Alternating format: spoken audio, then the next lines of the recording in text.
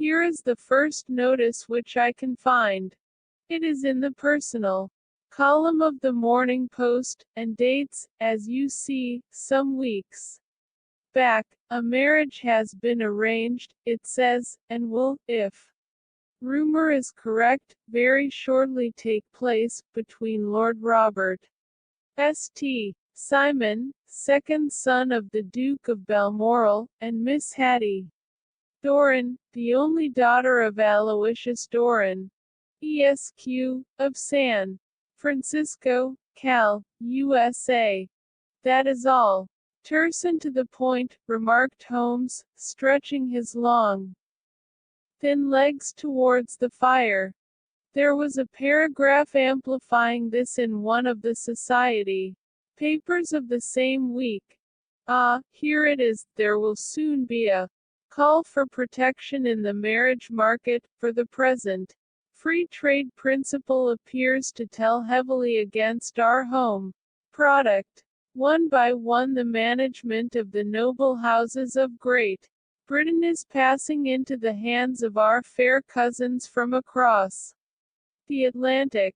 An important addition has been made during the last week to the list of the prizes which have been borne away by these charming invaders. Lord St. Simon, who has shown himself for over 20 years proof against the little god's arrows, has now definitely announced his approaching marriage with Miss Hattie Doran, the fascinating daughter of a California millionaire.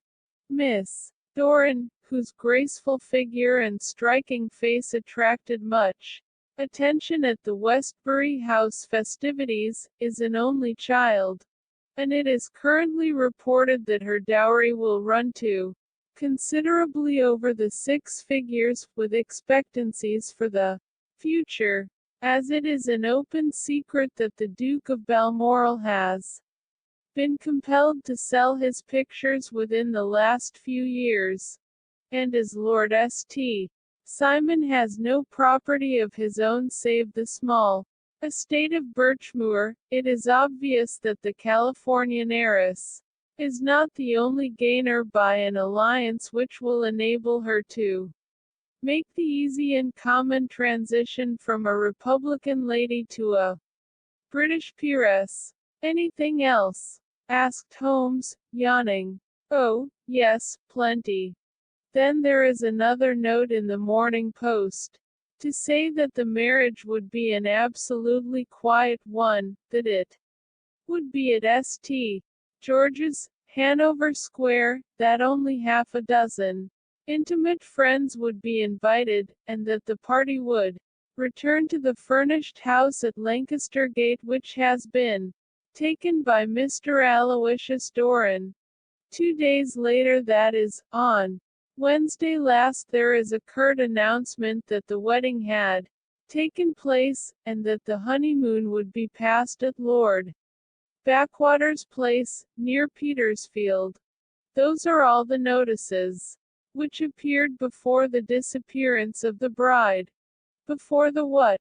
Asked Holmes with a start. The vanishing of the lady. When did she vanish, then? At the wedding breakfast. Indeed, this is more interesting than it promised to be, quite dramatic, in fact. Yes, it struck me as being a little out of the common. They often vanish before the ceremony, and occasionally during the honeymoon, but I cannot call to mind anything quite so prompt as this. Pray let me have the details. I warn you that they are very incomplete. Perhaps we may make them less so. Such as they are set forth in a single article of a morning paper of yesterday, which I will read to you. It is headed, Singular Occurrence at a Fashionable Wedding. The family of Lord Robert St. Simon has been thrown into the greatest consternation by the strange and painful episodes which have taken place in connection with his wedding. The ceremony, as shortly announced in the papers of yesterday, occurred on the previous morning, but it is only now that it has been possible to confirm the strange rumors which have been so persistently floating about. In spite of the attempts of the friends to hush the matter up, so much public attention has now been drawn to it, that no good purpose can be served by affecting to disregard what is a common subject for conversation. The ceremony, which was performed at St. George's, Hanover Square, was a very quiet one, no one being present save the father of the bride, Mr. Aloysius Doran, the Duchess of Balmoral, Lord Backwater, Lord Eustace and Lady Clara St. Simon, the younger brother and sister of the bridegroom, and Lady Alicia Whittington. The whole party proceeded afterwards to the house of Mr. Aloysius Doran, at Lancaster Gate, where breakfast had been prepared. It appears that some little trouble was caused by a woman, whose name has not been ascertained, who endeavored to force her way into the house after the bridal party, alleging that she had some claim upon Lord St. Simon. It was only after a painful and prolonged scene that she was ejected by the butler and the footman. The bride, who had fortunately entered the house before this unpleasant interruption, had sat down to breakfast with the rest, when she complained of a sudden indisposition and retired to her room. Her prolonged absence having caused some comment, her father followed her, but learned from her maid that she had only come up to her chamber for an instant, caught up in ulster and bonnet, and hurried down to the passage. One of the footmen declared that he had seen a lady leave the house thus apparelled, but had refused to credit that it was his mistress, believing her to be with the company. On ascertaining that his daughter had disappeared, Mr. Aloysius Doran, in conjunction with the bridegroom, instantly put themselves in communication with the police, and very energetic inquiries are being made, which will probably result in a speedy clearing up of this very singular business. Up to a late hour last night, however, nothing had transpired as to the whereabouts of the missing lady.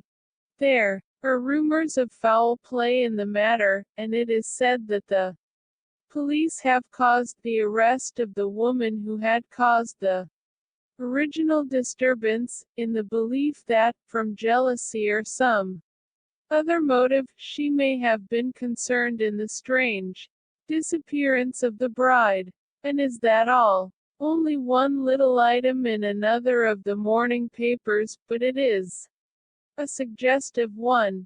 And it is that Miss Flora Miller, the lady who had caused the disturbance, has actually been arrested. It appears that she was formerly a danseuse at the Allegro, and that she has known the bridegroom for some years. There are no further particulars, and the whole case is in your hands now so far as it has been set forth in the public press. And an exceedingly interesting case it appears to be. I would not have missed it for worlds. But there is a ring at the bell, Watson, and as the clock makes it a few minutes after 4, I have no doubt that this will prove to be our noble client. Do not dream of going, Watson, for I very much prefer having a witness, if only as a check to my own memory. Lord Robert St. Simon, announced our page boy, throwing open the door. A gentleman entered, with a pleasant, cultured face, high-nosed and pale, with something perhaps of petulance about the mouth, and with the steady, well-opened eye of a man whose pleasant lot it had ever been to command and to be obeyed. His manner was brisk, and yet his general appearance gave an undue impression of age, for he had a slight forward stoop and a little bend of the knees as he walked. His hair, too, as he swept off his very curly-brimmed hat, was grizzled round the edges and thin upon the top. As to his dress, it was careful to the verge of foppishness, with high collar, black frock coat, white waistcoat, yellow gloves, patent leather shoes, and light-colored gaiters. He advanced slowly into the room, turning his head from left to right, and swinging in his right hand the cord which held his golden eyeglasses. "Good day, Lord St. Simon," said Holmes, rising and bowing. "Pray, take the basket chair. This is my friend and colleague, Dr. Watson. Draw up a little to the fire, and we will talk this matter over. A most painful matter to me, as you can most readily imagine. Mr. Holmes, I have been cut to the quick. I understand that you have already managed several delicate cases of this sort, sir, though I presume that they were hardly from the same class of society. No, I am descending. I beg pardon. My last client of the sort was a king." "Oh, really? I had no idea. And which king?" "The king of Scandinavia." "What? Had he lost his wife?" "You can understand," said Holmes suavely, "that I extend to the affairs of my other clients the same secrecy which I promised to you in yours." "Of course. Very right. Very right. I'm sure I beg pardon. As to my own case, I am ready to give you any information which may assist you in forming an opinion."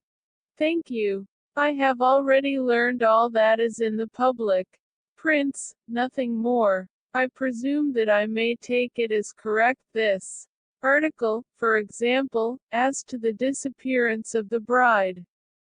Lord St. Simon glanced over it. "Yes, it is correct, as far as it goes. But it needs a great deal of supplementing before anyone could offer an opinion. I think that I may arrive at my facts most directly by questioning you." "Pray do so. When did you first meet Miss Hattie Doran?" "In San Francisco, a year ago." "You were traveling in the States?" "Yes." "Did you become engaged then?" "No. But you were on a friendly footing." "I was amused by her society, and she could see that I was amused. Her father is very rich. He is said to be the richest man on the Pacific slope." "And how did he make his money?" "In mining. He had nothing a few years ago. Then he struck gold, invested it, and came up by leaps and bounds. Now, what is your own impression as to the young lady's your wife's character?" The nobleman swung his glasses a little faster and stared down into the fire. "You see, Mr. Holmes," said he, "my wife was 20 before her father became a rich man.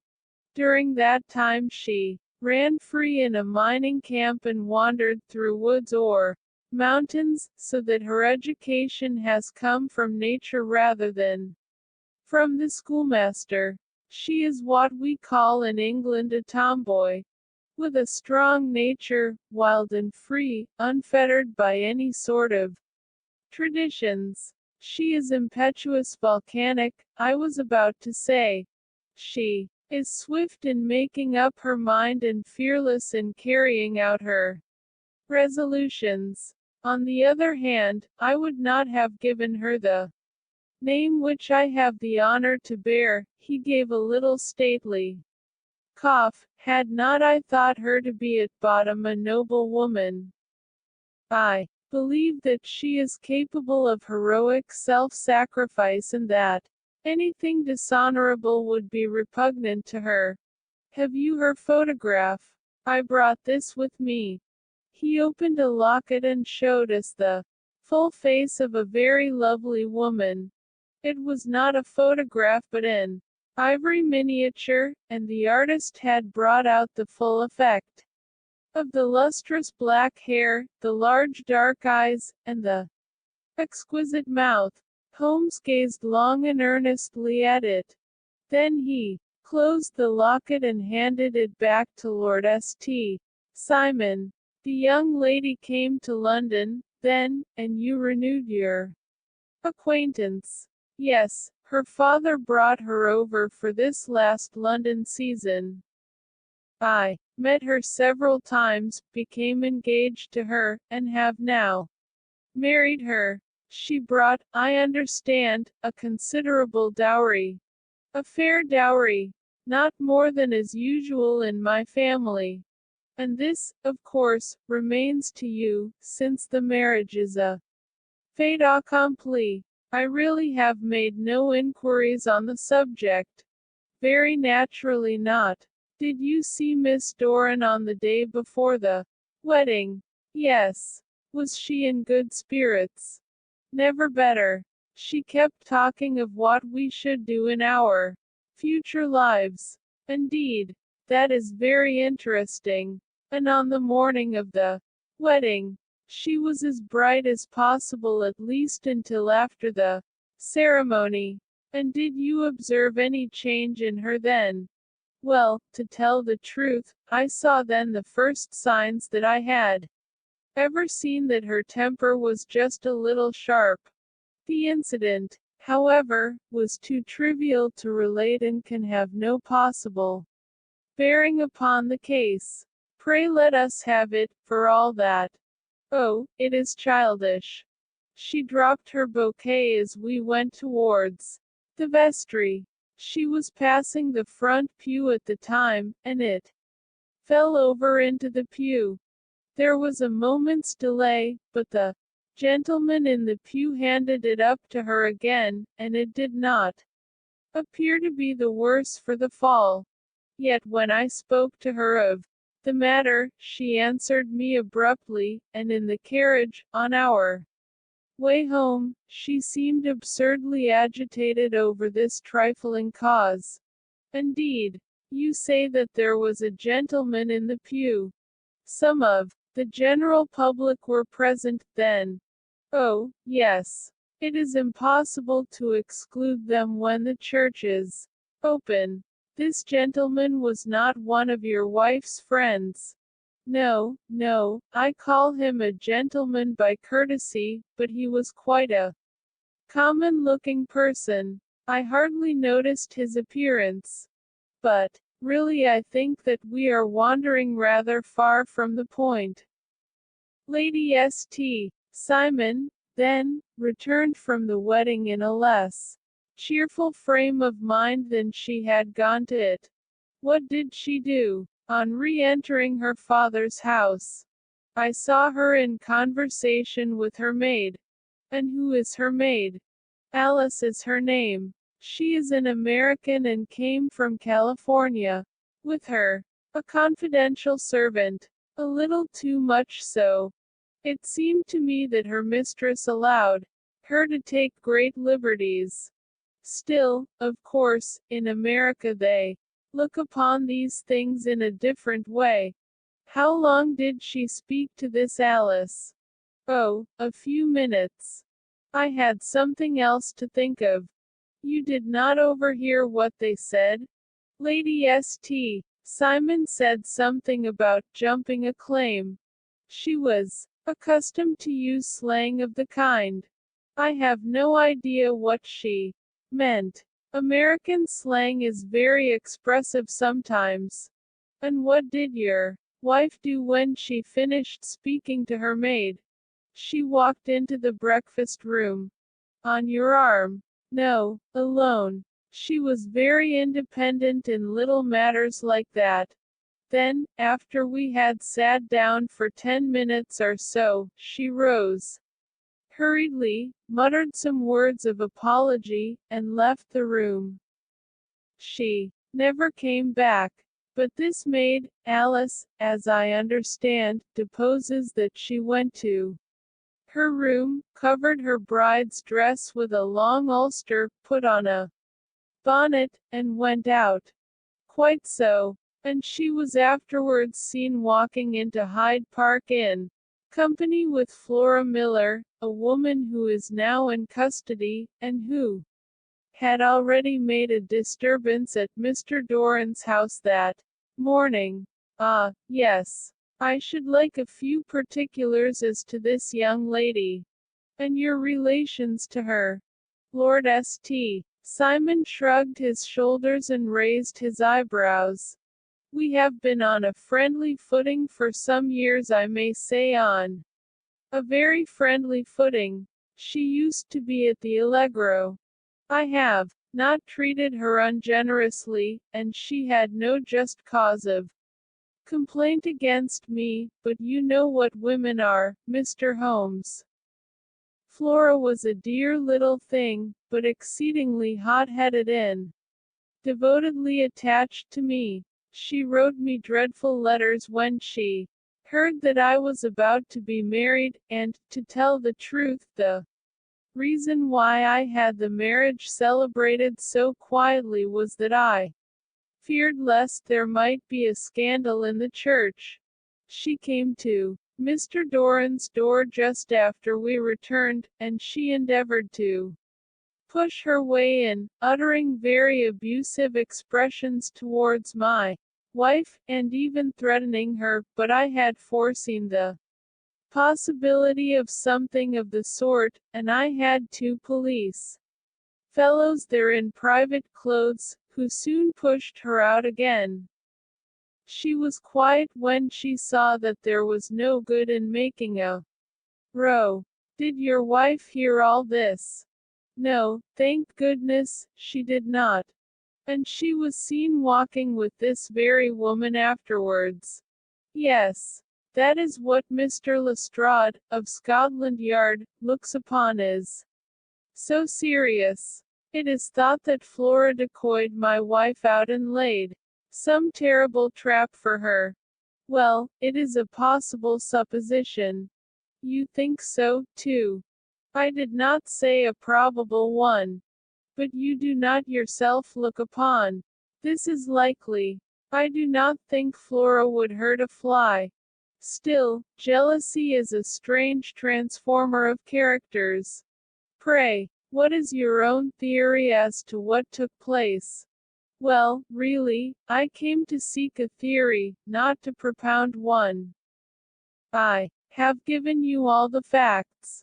Since you ask me, however, I may say that it has occurred to me as possible that the excitement of this affair, the consciousness that she had made so immense a social stride, had the effect of causing some little nervous disturbance in my wife.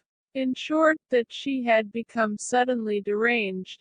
Well, really, when I consider that she has turned her back, I will not say upon me, but upon so much that many have aspired to.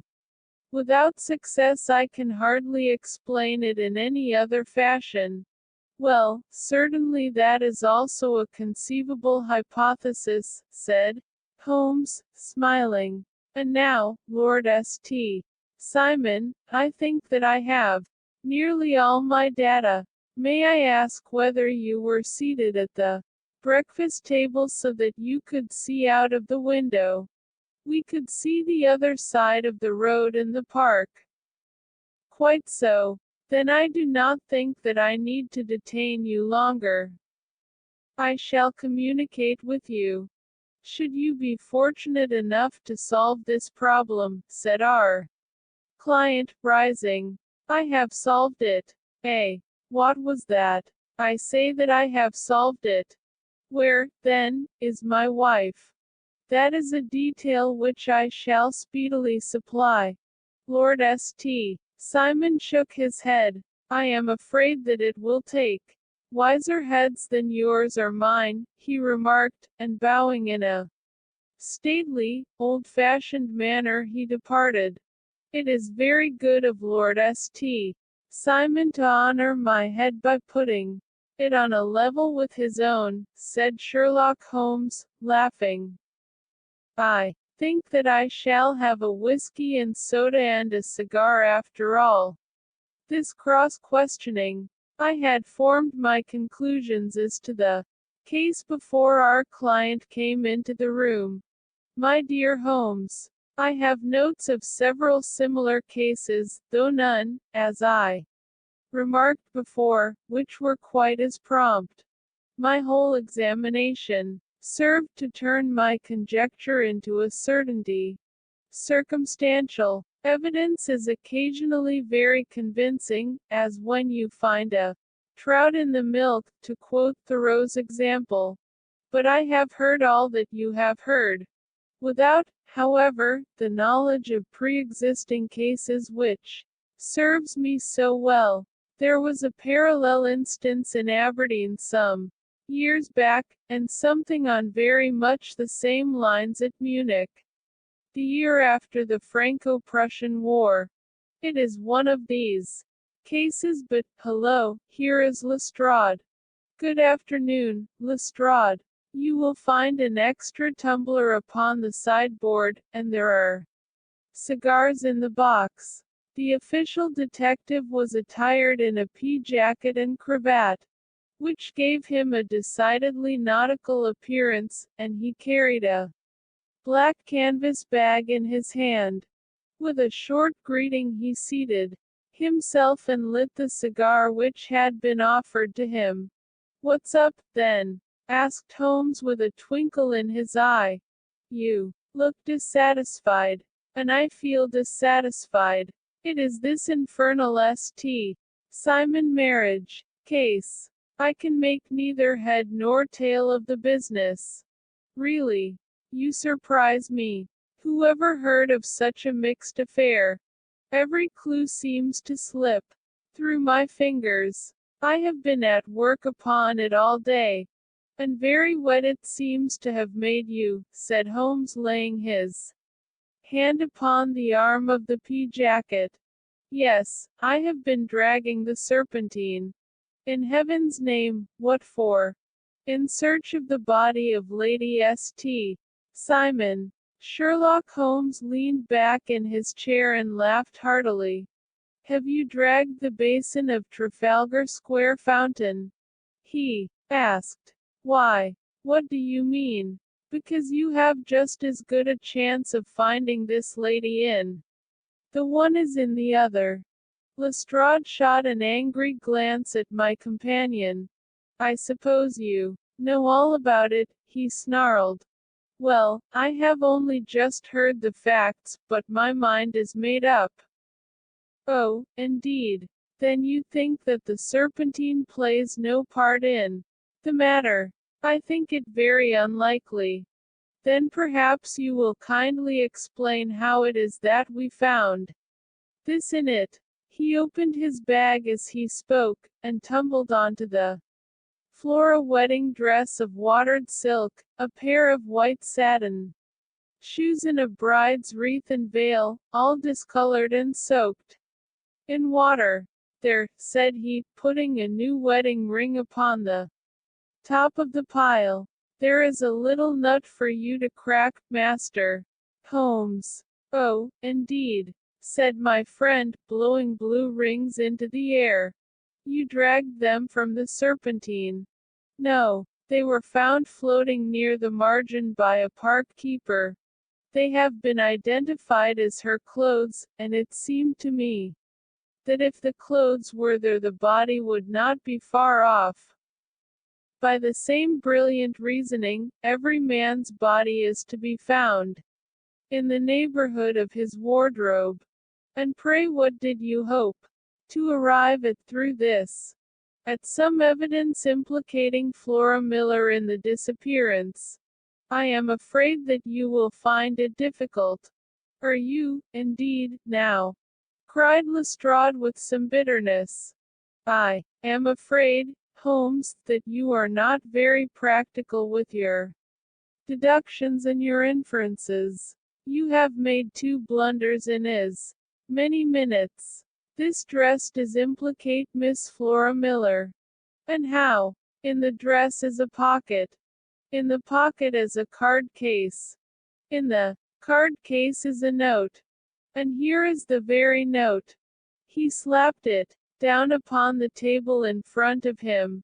Listen to this, you will see me when all is ready.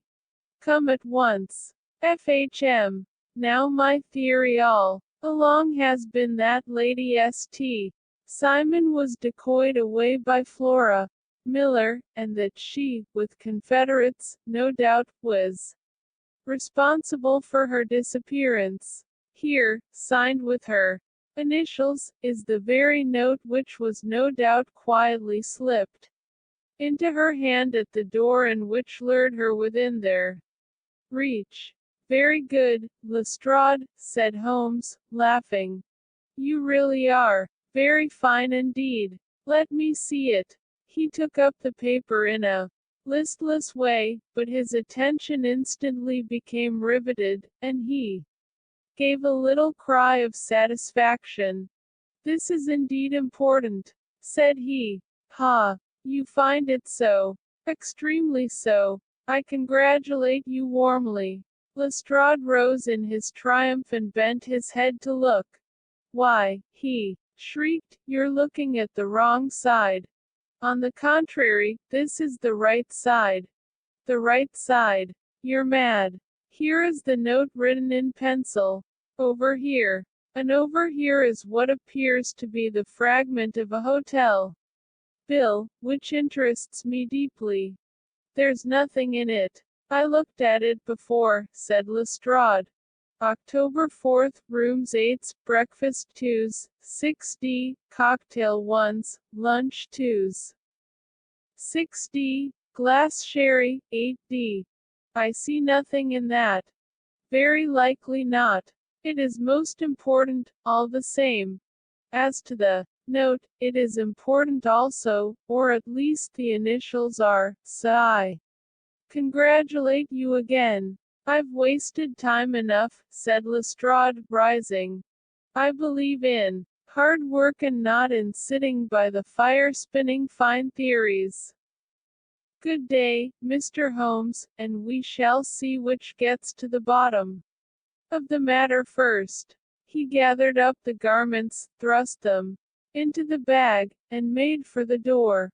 Just one hint to you, Lestrade, drawled Holmes before his rival vanished. I will tell you the true solution of the matter. Lady St. Simon is a myth. There is not, and there never has been, any such person. Lestrade looked sadly at my companion. Then he turned to me, tapped his forehead 3 times, shook his head solemnly, and hurried away. He had hardly shut the door behind him when Holmes rose to put on his overcoat. There is something in what the fellow says about outdoor work, he remarked, so I think, Watson, that I must leave you to your papers for a little. It was after 5 o'clock when Sherlock Holmes left me, but I had no time to be lonely, for within an hour there arrived a confectioner's man with a very large flat box. This he unpacked, with the help of a youth whom he had brought with him, and presently, to my very great astonishment, a quite Epicurean little cold supper began to be laid out upon our humble lodging-house mahogany. There were a couple of brace of cold woodcock, a pheasant, a pâté de foie gras pie with a group of ancient and cobwebby bottles. Having laid out all these luxuries, my 2 visitors vanished away, like the genii of the Arabian Nights, with no explanation save that the things had been paid for and were ordered to this address. Just before 9 o'clock Sherlock Holmes stepped briskly into the room. His features were gravely set, but there was a light in his eye which made me think that he had not been disappointed in his conclusions. They have laid the supper, then, he said, rubbing his hands.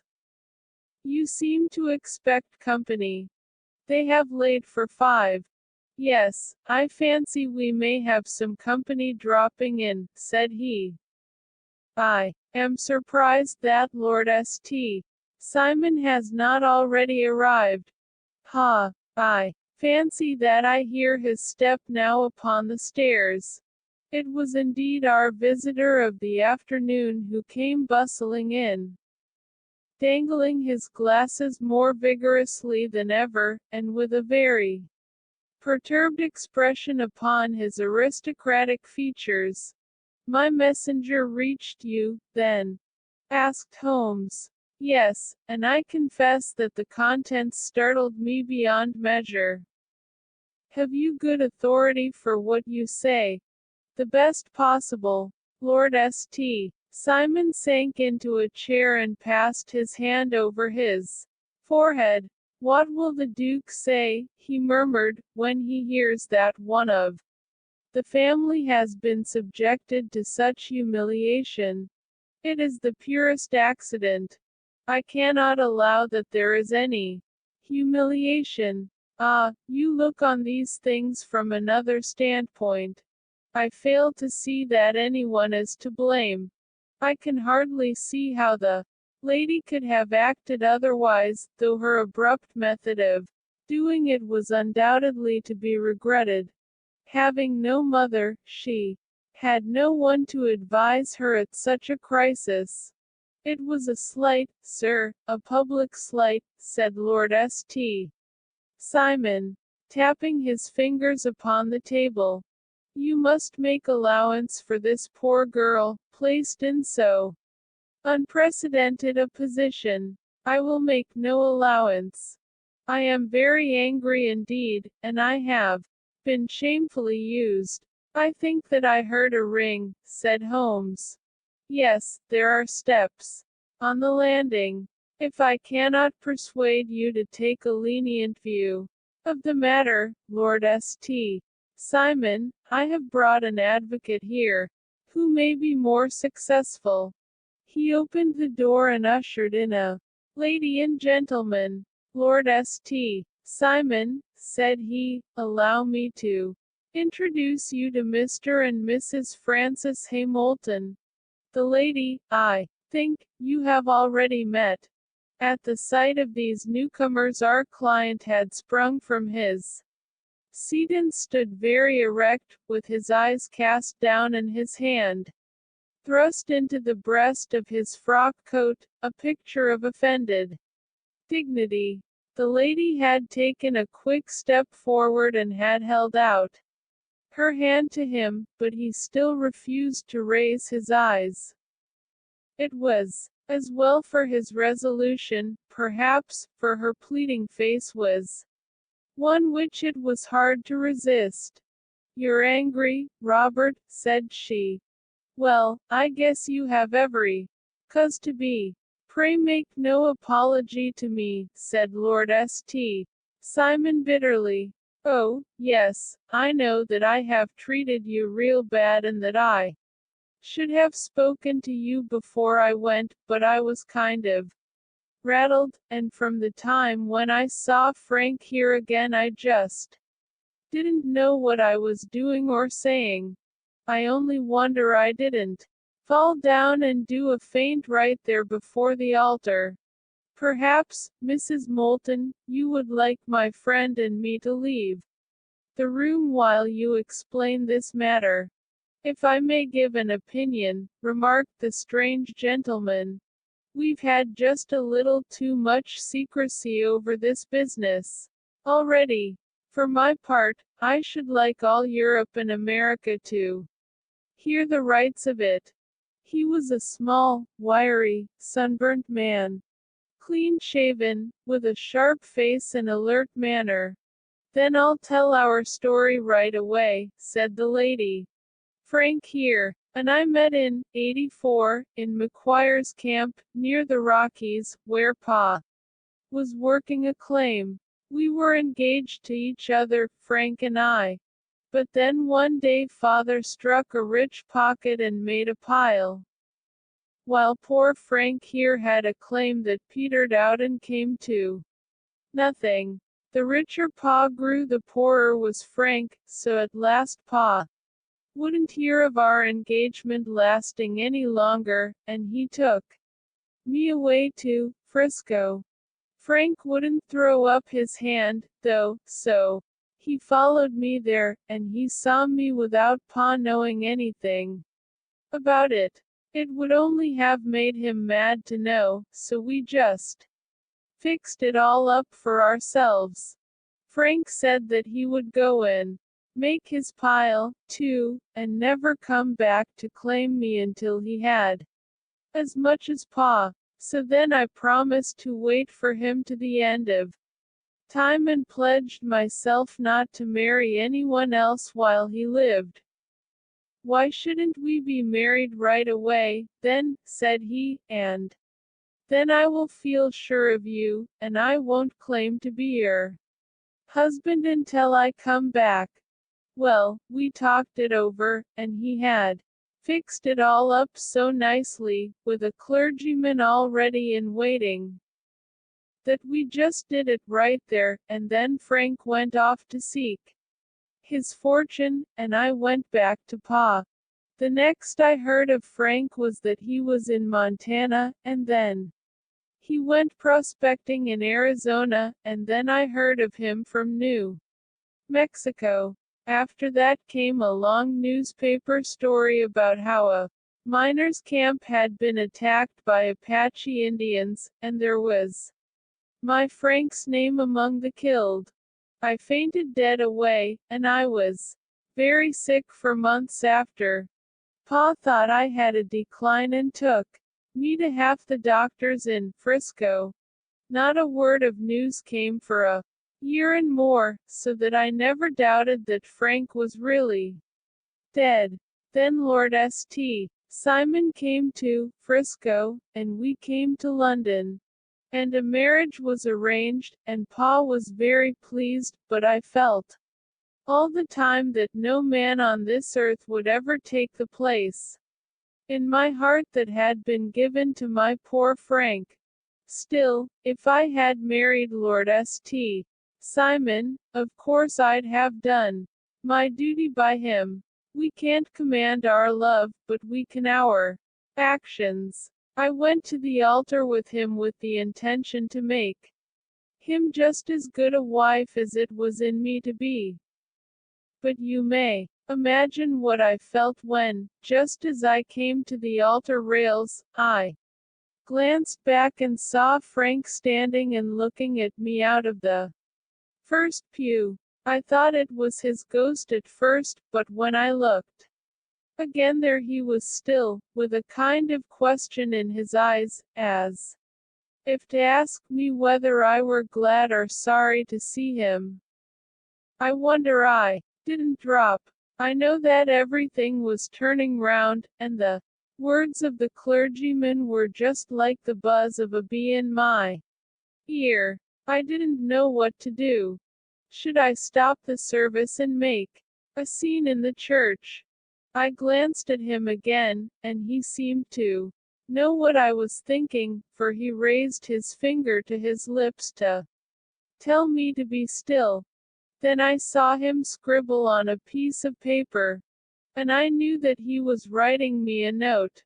As I passed his pew on the way out, I dropped my bouquet over to him, and he slipped the note into my hand when he returned me the flowers. It was only a line asking me to join him when he made the sign to me to do so.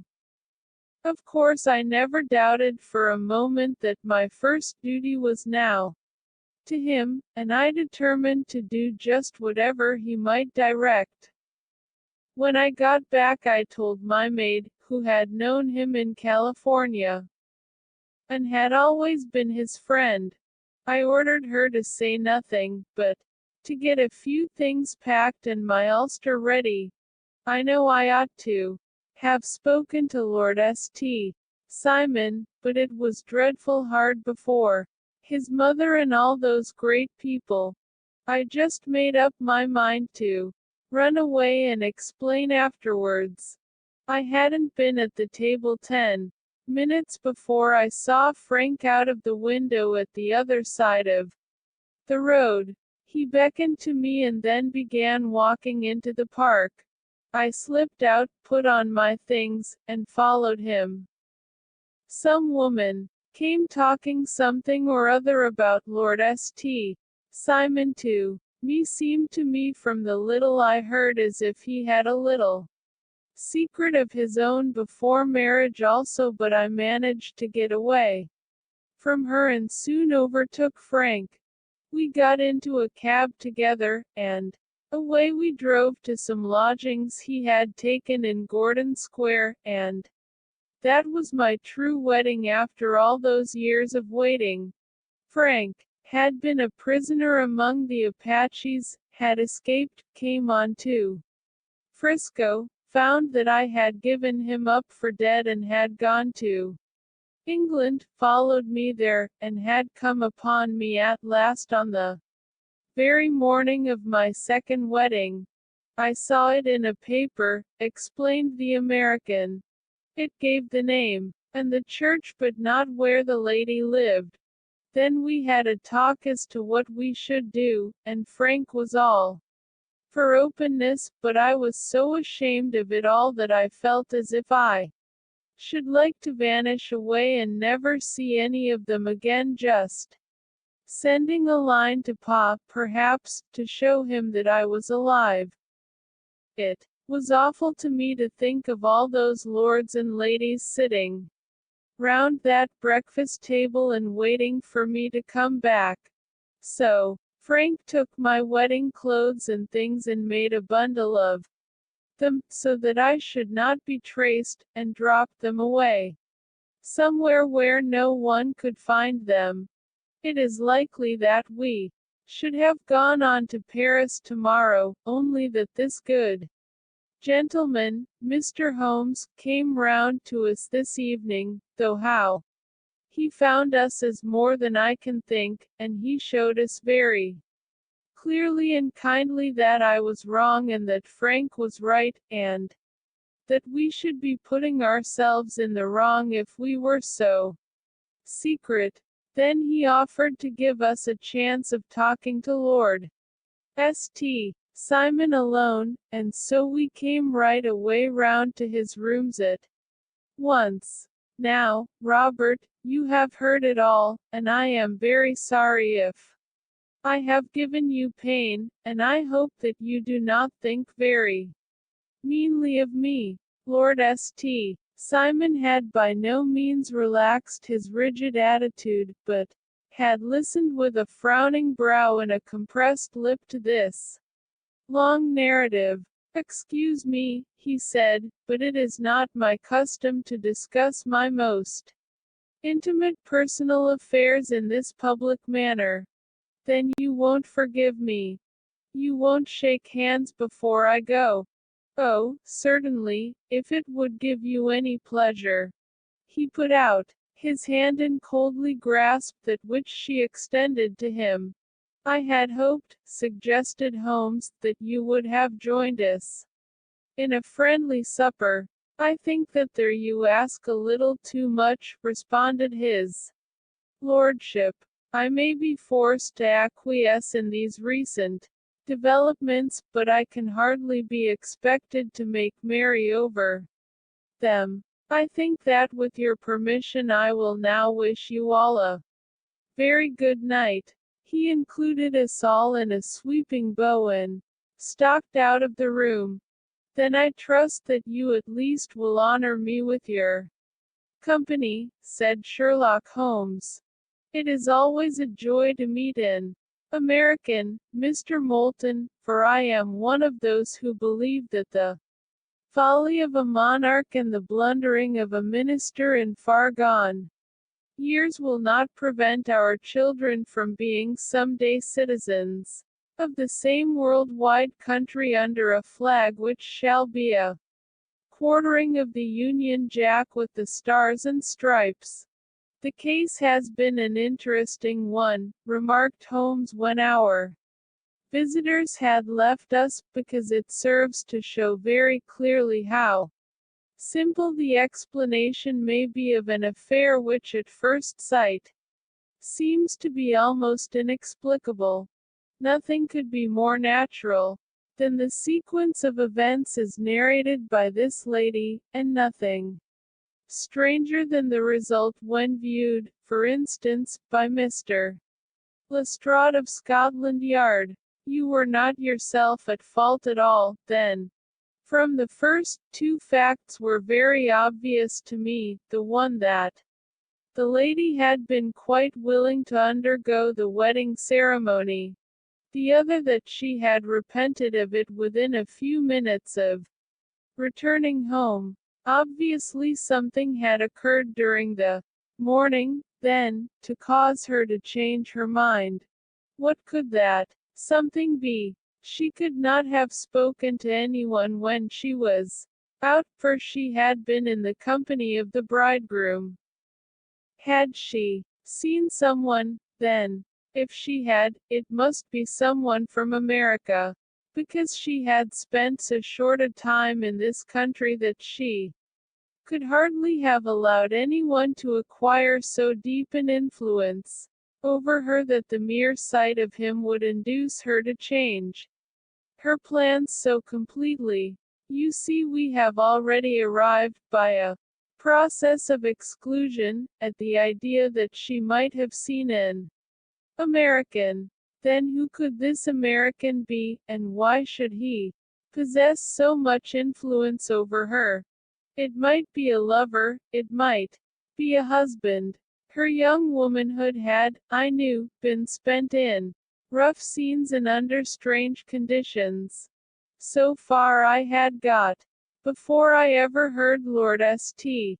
Simon's narrative, when he told us of a man in a pew, of the change in the bride's manner, of so transparent a device for obtaining a note as the dropping of a bouquet, of her resort to her confidential maid, and of her very significant allusion to claim jumping, which in miners' parlance means taking possession of that which another person has a prior claim to. The whole situation became absolutely clear. She had gone off with a man, and the man was either a lover or was a previous husband, the chances being in favor of the latter. And how in the world did you find them? It might have been difficult, but friend Lestrade held information in his hands the value of which he did not himself know. The initials were, of course, of the highest importance. But more valuable still was it to know that within a week he had settled his bill at one of the most select London hotels. How did you deduce the select? By the select prices. 8 shillings for a bed and 8 pence for a glass of sherry, pointed to one of the most expensive hotels. There are not many in London which charge at that rate. In the second one, which I visited in Northumberland Avenue, I learned by an inspection of the book that Francis H. Moulton, an American gentleman, had left only the day before, and on looking over the entries against him, I came upon the very items which I had seen in the duplicate bill.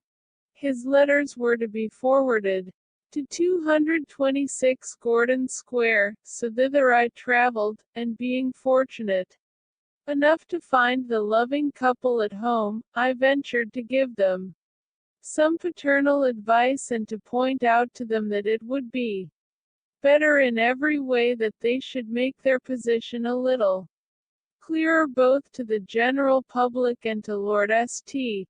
Simon in particular.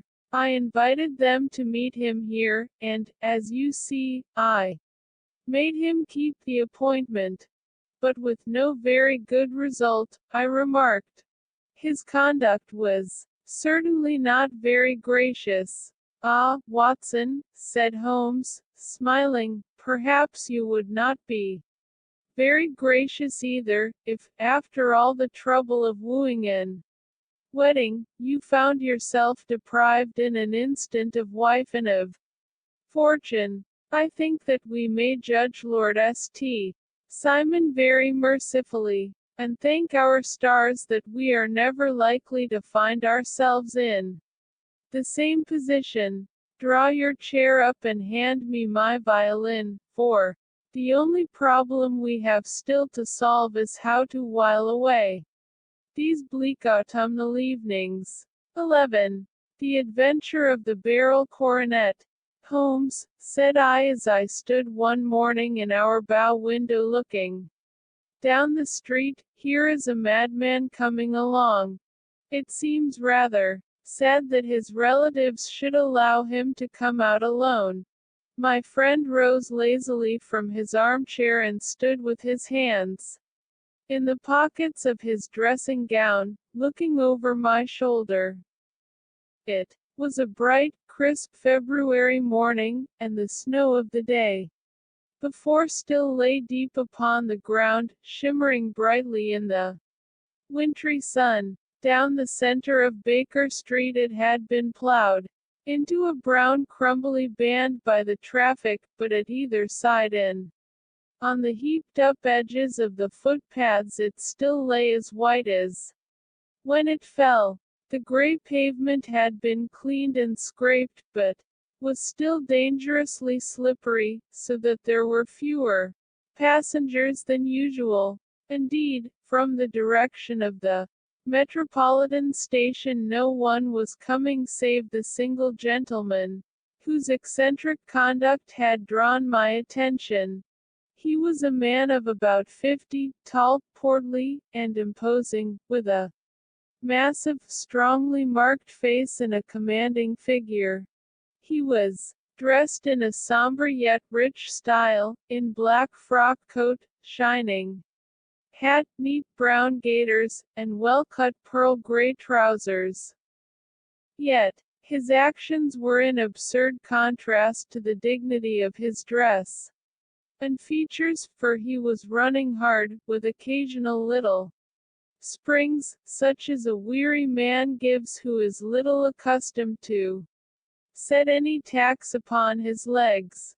As he ran he jerked his hands up and down, waggled his head, and writhed his face into the most extraordinary contortions. What on earth can be the matter with him? I asked. He is looking up at the numbers of the houses.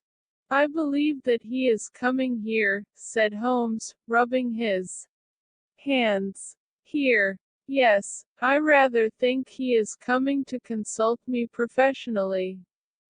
I think that I recognize the symptoms. Ha! Did I not tell you? As he spoke, the man, puffing and blowing, rushed at our door and pulled at our bell until the whole house resounded with the clanging. A few moments later he was in our room, still puffing, still gesticulating, but with so fixed a look of grief and despair in his eyes that our smiles were turned in an instant to horror and pity.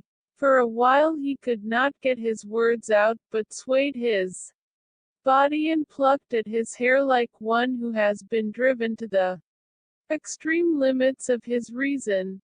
Then, suddenly springing to his feet, he beat his head against the wall with such force that we both rushed upon him and tore him away to the center of the room. Sherlock Holmes pushed him down into the easy chair and, sitting beside him, patted his hand and chatted with him in the easy, soothing tones which he knew so well how to employ. "You have come to me to tell your story, have you not?" said he. "You are fatigued with your haste. Pray wait until you have recovered yourself, and then I shall be most happy to look into any little problem which you may submit to me." The man sat for a minute or more with a heaving chest, fighting against his emotion.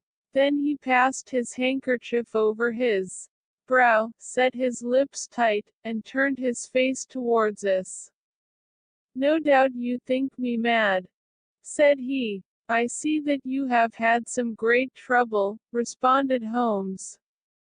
"God knows I have, a trouble which is enough to unseat my reason, so sudden and so terrible is it.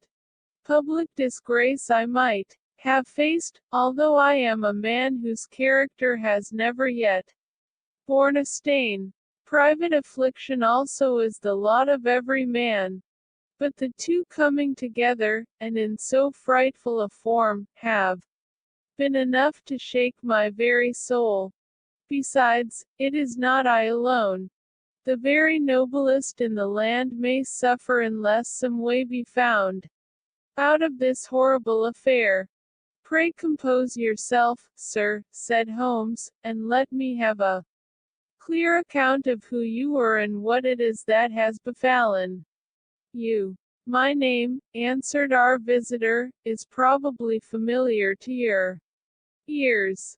I am Alexander Holder, of the banking firm of Holder and Stevenson, of Threadneedle Street." The name was indeed well known to us as belonging to the senior partner in the second largest private banking concern in the city of London. What could have happened, then, to bring one of the foremost citizens of London to this most pitiable pass? We waited, all curiosity, until with another effort he braced himself to tell his story. "I feel that time is of value," said he, "that is why I hastened here when the police inspector suggested that I should secure your cooperation. I came to Baker Street by the Underground and hurried from there on foot, for the cabs go slowly through this snow. That is why I was so out of breath, for I am a man who takes very little exercise. I feel better now, and I will put the facts before you as shortly and yet as clearly as I can. It is, of course, well known to you that in a successful banking business as much depends upon our being able to find remunerative investments for our funds as upon our increasing our connection and the number of our depositors. One of our most lucrative means of laying out money is in the shape of loans, where the security is unimpeachable. We have done a good deal in this direction during the last few years, and there are many noble families to whom we have advanced large sums upon the security of their pictures, libraries, or plate. Yesterday morning I was seated in my office at the bank when a card was brought in to me by one of the clerks. I started when I saw the name, for it was that of none other than, well, perhaps, even to you I had better say no more than that it was a name which is a household word all over the earth, one of the highest, noblest, most exalted names in England. I was overwhelmed by the honor and attempted, when he entered, to say so, but he plunged at once into business with the air of a man who wishes to hurry quickly through a disagreeable task. "Mr. Holder," said he, "I have been informed that you are in the habit of advancing money. The firm does so when the security is good."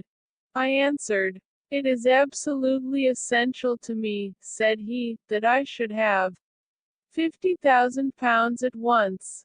I could, of course, borrow so trifling a sum 10 times over from my friends, but I much prefer to make it a matter of business and to carry out that business myself. In my position you can readily understand that it is unwise to place oneself under obligations. For how long, may I ask, do you want this sum? I asked. Next Monday I have a large sum due to me, and I shall then most certainly repay what you advance, with whatever interest you think it right to charge. But it is very essential to me that the money should be paid at once. I should be happy to advance it without further parley from my own private purse, said I, were it not that the strain would be rather more than it could bear. If, on the other hand, I am to do it in the name of the firm, then in justice to my partner I must insist that, even in your case, every business-like precaution should be taken. I should much prefer to have it so, said he, raising up a square, black morocco case which he had laid beside his chair. You have doubtless heard of the beryl coronet, one of the most precious public possessions of the empire, said I. Precisely. He opened the case, and there, embedded in soft, flesh-colored velvet, lay the magnificent piece of jewelry, which he had named. There are 39 enormous beryls, said he, and the price of the gold chasing is incalculable. The lowest estimate would put the worth of the coronet at double the sum which I have asked. I am prepared to leave it with you as my security. I took the precious case into my hands and looked in some perplexity from it to my illustrious client. You doubt its value? He asked. Not at all. I only doubt the propriety of my leaving it. You may set your mind at rest about that. I should not dream of doing so were it not absolutely certain that I should be able in 4 days to reclaim it. It is a pure matter of form.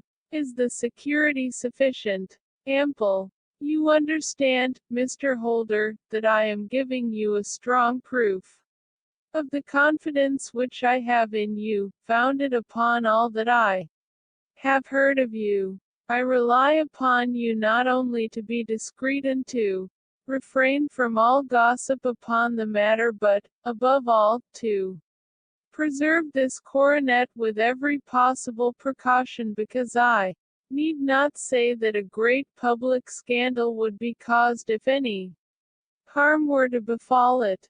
Any injury to it would be almost as serious as its complete loss, for there are no beryls in the world to match these, and it would be impossible to replace them. I leave it with you, however, with every confidence, and I shall call for it in person on Monday morning.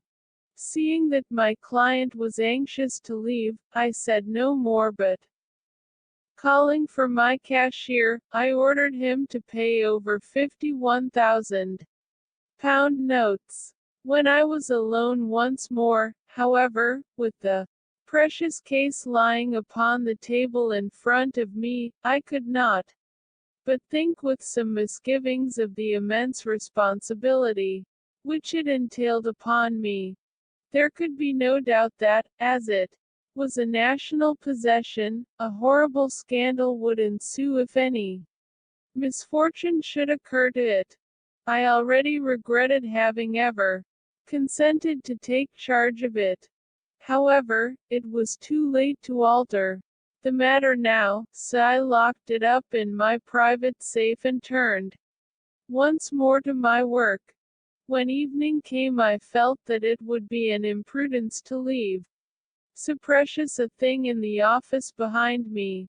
Bankers' safes had been forced before now, and why should not mine be? If so, how terrible would be the position in which I should find myself. I determined, therefore, that for the next few days I would always carry the case backward and forward with me, so that it might never be really out of my reach. With this intention, I called a cab and drove out to my house at Streatham, carrying the jewel with me. I did not breathe freely until I had taken it upstairs, and locked it in the bureau of my dressing room. And now a word as to my household, Mr. Holmes, for I wish you to thoroughly understand the situation. My groom and my page sleep out of the house, and may be set aside altogether. I have 3 maid-servants who have been with me a number of years and whose absolute reliability is quite above suspicion. Another, Lucy Parr, the second waiting maid, has only been in my service a few months. She came with an excellent character, however, and has always given me satisfaction. She is a very pretty girl and has attracted admirers who have occasionally hung about the place. That is the only drawback which we have found to her, but we believe her to be a thoroughly good girl in every way.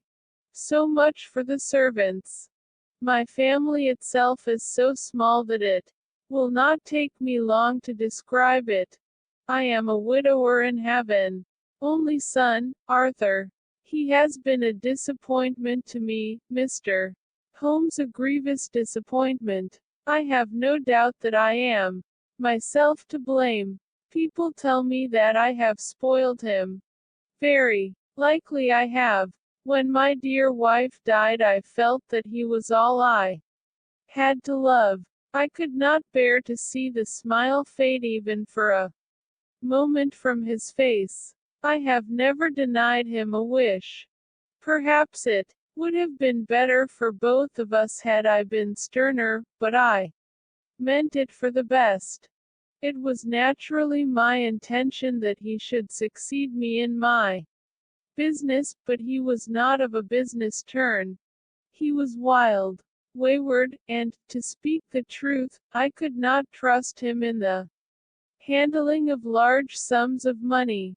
When he was young he became a member of an aristocratic club, and there, having charming manners, he was soon the intimate of a number of men with long purses and expensive habits. He learned to play heavily at cards, and to squander money on the turf, until he had again and again to come to me and implore me to give him an advance upon his allowance, that he might settle his debts of honor.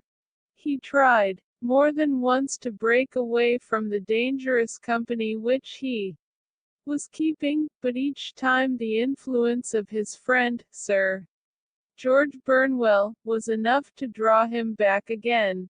And, indeed, I could not wonder that such a man as Sir George Burnwell should gain an influence over him, for he has frequently brought him to my house, and I have found myself that I could hardly resist the fascination of his manner.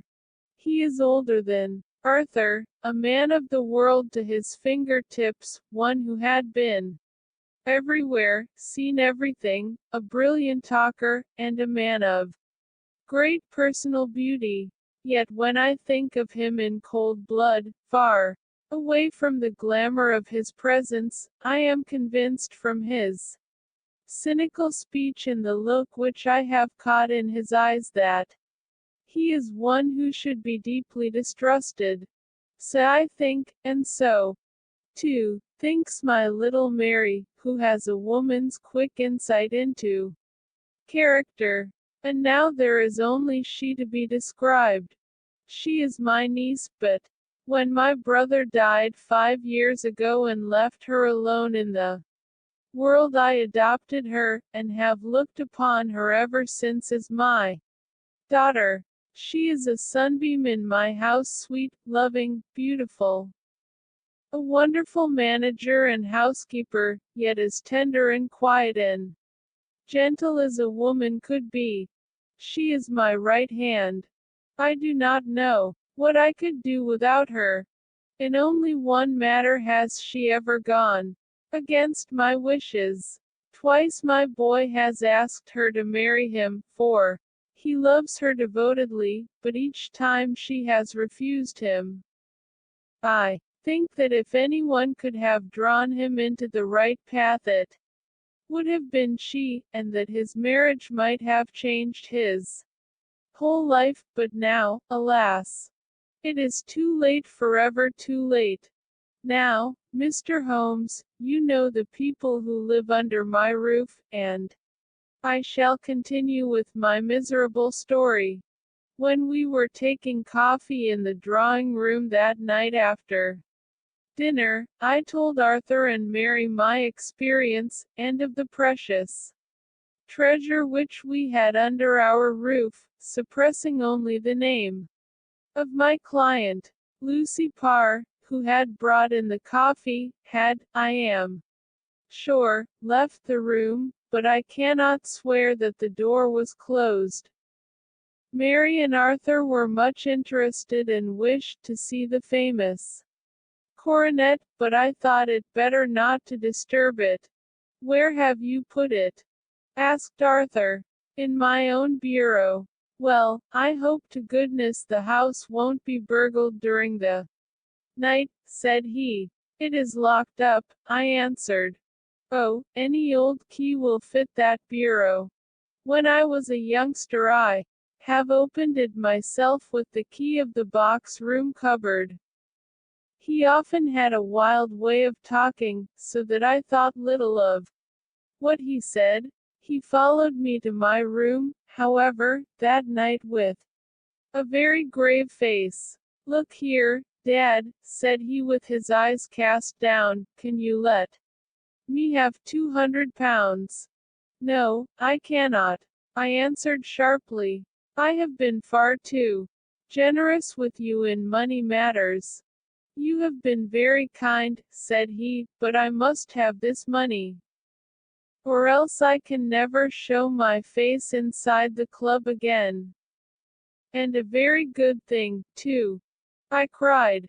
Yes, but you would not have me leave it a dishonored man, said he. I could not bear the disgrace. I must raise the money in some way, and if you will not let me have it, then I must try other means. I was very angry, for this was the third demand during the month. You shall not have a farthing from me, I cried, on which he bowed and left the room without another word. When he was gone I unlocked my bureau, made sure that my treasure was safe, and locked it again. Then I started to go round the house to see that all was secure, a duty which I usually leave to Mary, but which I thought it well to perform myself that night. As I came down the stairs I saw Mary herself at the side window of the hall, which she closed and fastened as I approached. Tell me, Dad, said she, looking, I thought, a little disturbed, did you give Lucy, the maid, leave to go out tonight? Certainly not. She came in just now by the back door. I have no doubt that she has only been to the side gate to see someone, but I think that it is hardly safe and should be stopped. You must speak to her in the morning, or I will if you prefer it. Are you sure that everything is fastened?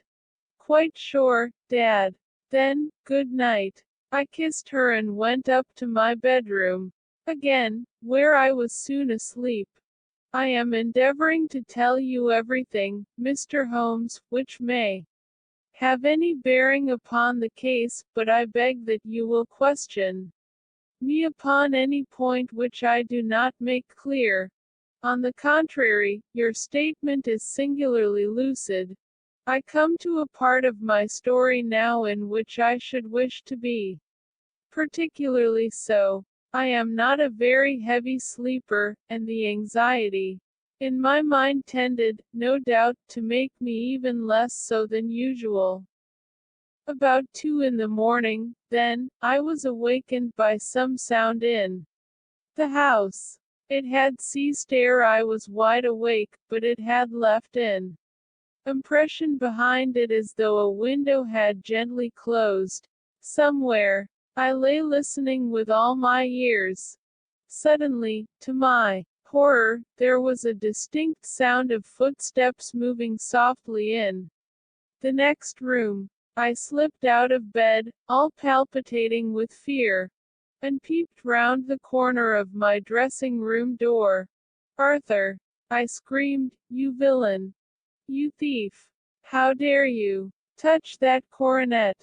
The gas was half up, as I had left it, and my unhappy boy, dressed only in his shirt and trousers, was standing beside the light, holding the coronet in his hands. He appeared to be wrenching at it, or bending it with all his strength. At my cry, he dropped it from his grasp and turned as pale as death. I snatched it up and examined it. One of the gold corners, with 3 of the barrels in it, was missing. "You blackguard!" I shouted, beside myself with rage. "You have destroyed it! You have dishonored me forever! Where are the jewels which you have stolen?" "Stolen!" he cried. "Yes, thief!" I roared, shaking him by the shoulder. "There are none missing." "There cannot be any missing," said he. "There are 3 missing. And you know where they are. Must I call you a liar as well as a thief? Did I not see you trying to tear off another piece?" "You have called me names enough," said he. "I will not stand it any longer. I shall not say another word about this business. Since you have chosen to insult me, I will leave your house in the morning and make my own way in the world. You shall leave it in the hands of the police," I cried, half mad with grief and rage. "I shall have this matter probed to the bottom. You shall learn nothing from me," said he with a passion such as I should not have thought was in his nature. "If you choose to call the police, let the police find what they can." By this time the whole house was astir, for I had raised my voice in my anger. Mary was the first to rush into my room, and, at the sight of the coronet and of Arthur's face, she read the whole story and, with a scream, fell down senseless on the ground. I sent the housemaid for the police and put the investigation into their hands at once.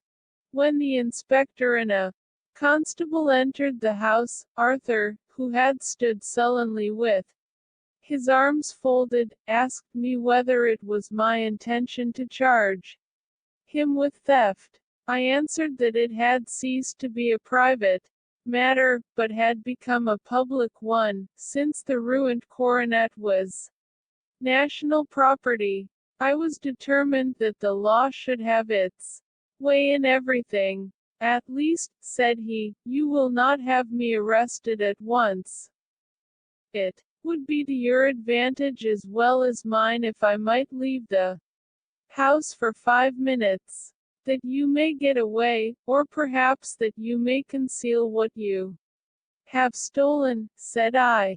And then, realizing the dreadful position in which I was placed, I implored him to remember that not only my honor but that of one who was far greater than I was at stake, and that he threatened to raise a scandal which would convulse the nation. He might avert it all if he would but tell me what he had done with the 3 missing stones. "You may as well face the matter," said I. "You have been caught in the act, and no confession could make your guilt more heinous. If you but make such reparation as is in your power, by telling us where the barrels are, all shall be forgiven and forgotten." "Keep your forgiveness for those who ask for it," he answered, turning away from me with a sneer. I saw that he was too hardened for any words of mine to influence him. There was but one way for it. I called in the inspector and gave him into custody. A search was made at once not only of his person but of his room and of every portion of the house where he could possibly have concealed the gems, but no trace of them could be found, nor would the wretched boy open his mouth for all our persuasions and our threats. This morning he was removed to a cell, and I, after going through all the police formalities, have hurried round to you to implore you to use your skill in unraveling the matter. The police have openly confessed that they can at present make nothing of it. You may go to any expense which you think necessary. I have already offered a reward of £1,000. My God, what shall I do? I have lost my honor, my gems, and my son in one night. Oh, what shall I do? He put a hand on either side of his head and rocked himself to and fro, droning to himself like a child whose grief has got beyond words. Sherlock Holmes sat silent for some few minutes, with his brows knitted and his eyes fixed upon the fire. "Do you receive much company?" he asked. "None save my partner with his family and an occasional friend of Arthur's. Sir George Burnwell has been several times lately. No one else, I think. Do you go out much in society?" "Arthur does. Mary and I stay at home. We neither of us care for it. That is unusual in a young girl. She is of a quiet nature. Besides, she is not so very young. She is 24. This matter, from what you say, seems to have been a shock to her also. Terrible. She is even more affected than I. You have neither of you any doubt as to your son's guilt." "How can we have when I saw him with my own eyes with the coronet in his hands? I hardly consider that a conclusive proof.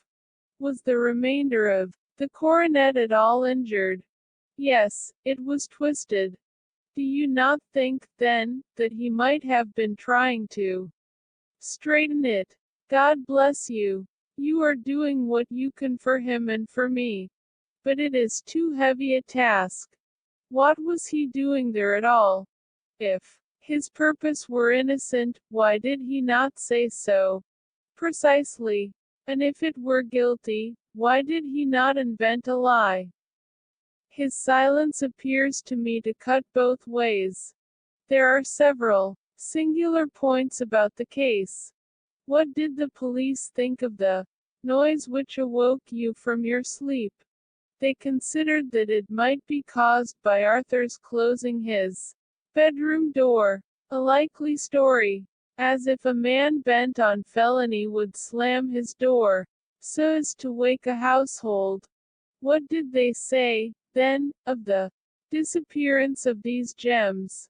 "They are still sounding the planking and probing the furniture, in the hope of finding them." "Have they thought of looking outside the house?" "Yes, they have shown extraordinary energy. The whole garden has already been minutely examined." "Now, my dear sir," said Holmes, "is it not obvious to you now that this matter really strikes very much deeper than either you or the police were at first inclined to think? It appeared to you to be a simple case, to me it seems exceedingly complex. Consider what is involved by your theory. You suppose that your son came down from his bed, went, at great risk, to your dressing room, opened your bureau, took out your coronet, broke off by main force a small portion of it, went off to some other place, concealed 3 gems out of the 39, with such skill that Nobody can find them, and then returned with the other 36 into the room in which he exposed himself to the greatest danger of being discovered. I ask you now, is such a theory tenable? But what other is there? Cried the banker with a gesture of despair. If his motives were innocent, why does he not explain them?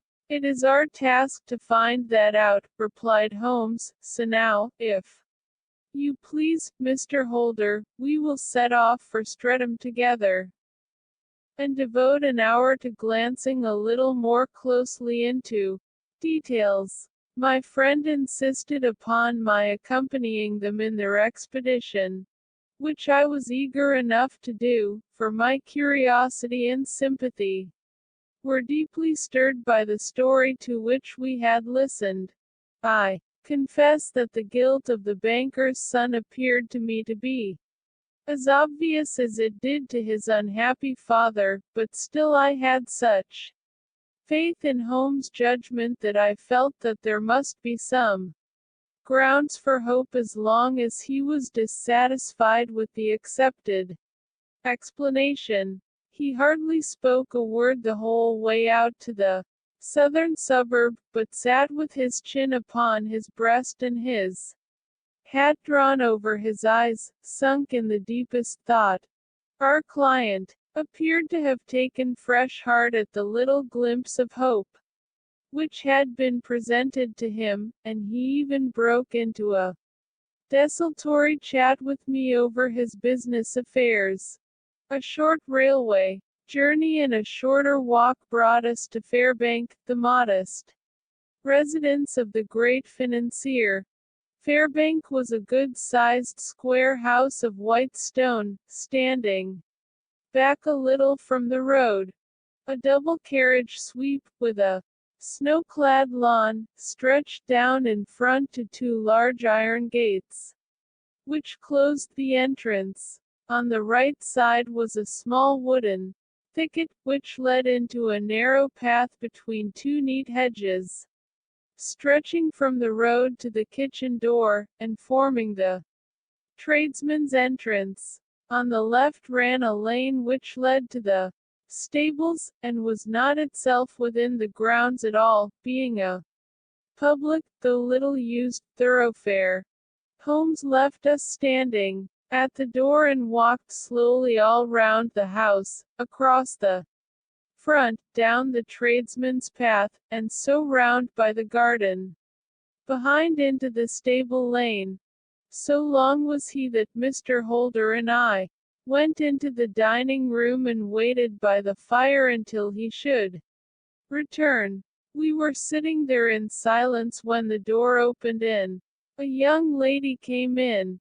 She was rather above the middle height, slim, with dark hair and eyes, which seemed the darker against the absolute pallor of her skin.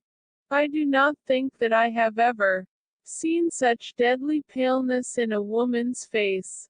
Her lips, too, were bloodless, but her eyes were flushed with crying. As she swept silently into the room, she impressed me with a greater sense of grief than the banker had done in the morning, and it was the more striking in her as she was evidently a woman of strong character, with immense capacity for self-restraint. Disregarding my presence, she went straight to her uncle and passed her hand over his head with a sweet womanly caress. You have given orders that Arthur should be liberated, have you not, Dad? She asked. No, no, my girl, the matter must be probed to the bottom. But I am so sure that he is innocent. You know what woman's instincts are. I know that he has done no harm and that you will be sorry for having acted so harshly. Why is he silent, then, if he is innocent? Who knows? Perhaps because he was so angry that you should suspect him. How could I help suspecting him, when I actually saw him with the coronet in his hand? Oh, but he had only picked it up to look at it. Oh, do take my word for it that he is innocent. Let the matter drop and say no more. It is so dreadful to think of our dear Arthur in prison. I shall never let it drop until the gems are found. Never, Mary. Your affection for Arthur blinds you as to the awful consequences. To me, far from hushing the thing up, I have brought a gentleman down from London to inquire more deeply into it. This gentleman, she asked, facing round to me. No, his friend. He wished us to leave him alone. He is round in the stable lane now. The stable lane. She raised her dark eyebrows. What can he hope to find there? Ah, this, I suppose, is he. I trust, sir, that you will succeed in proving what I feel sure is the truth. That my cousin Arthur is innocent of this crime. I fully share your opinion, and I trust, with you, that we may prove it, returned Holmes, going back to the mat to knock the snow from his shoes. I believe I have the honor of addressing Miss Mary Holder. Might I ask you a question or two? Pray do, sir, if it may help to clear this horrible affair up. You heard nothing yourself last night. Nothing, until my uncle here began to speak loudly. I heard that, and I came down. You shut up the windows and doors the night before. Did you fasten all the windows? Yes. Were they all fastened this morning? Yes. You have a maid who has a sweetheart. I think that you remarked to your uncle last night that she had been out to see him. Yes, and she was the girl who waited in the drawing room, and who may have heard uncle's remarks about the coronet. I see. You infer that she may have gone out to tell her sweetheart, and that the two may have planned the robbery. But what is the good of all these vague theories, cried the banker impatiently, when I have told you that I saw Arthur with the coronet in his hands? Wait a little, Mr. Holder. We must come back to that. About this girl, Miss Holder. You saw her return by the kitchen door, I presume. Yes, when I went to see if the door was fastened for the night I met her slipping in. I saw the man, too, in the gloom. Do you know him? Oh, yes. He is the greengrocer who brings our vegetables round. His name is Francis Prosper. He stood, said Holmes, to the left of the door, that is to say, farther up the path than is necessary to reach the door. Yes, he did. And he is a man with a wooden leg. Something like fear sprang up in the young lady's expressive black eyes. Why, you are like a magician, said she. How do you know that? She smiled, but there was no answering smile in Holmes' thin, eager face. I should be very glad now to go upstairs, said he. I shall probably wish to go over the outside of the house again. Perhaps I had better take a look at the lower windows before I go up. He walked swiftly round from one to the other, pausing only at the large one which looked from the hall onto the stable lane. This he opened and made a very careful examination of the sill with his powerful magnifying lens. Now we shall go upstairs, said he at last. The banker's dressing room was a plainly furnished little chamber, with a grey carpet, a large bureau, and a long mirror. Holmes went to the bureau first and looked hard at the lock. Which key was used to open it? He asked. That which my son himself indicated, that of the cupboard of the lumber room. Have you it here? That is it on the dressing table. Sherlock Holmes took it up and opened the bureau. It is a noiseless lock, said he. It is no wonder that it did not wake you. This case, I presume, contains the coronet. We must have a look at it. He opened the case, and taking out the diadem, he laid it upon the table. It was a magnificent specimen of the jeweler's art, and the 36 stones were the finest that I have ever seen. At one side of the coronet was a cracked edge, where a corner holding 3 gems had been torn away. Now, Mr. Holder, said Holmes, here is the corner which corresponds to that which has been so unfortunately lost. Might I beg that you will break it off? The banker recoiled in horror. I should not dream of trying, said he. Then I will. Holmes suddenly bent his strength upon it, but without result. I feel it give a little, said he, but though I am exceptionally strong in the fingers, it would take me all my time to break it. An ordinary man could not do it. Now, what do you think would happen if I did break it, Mr. Holder?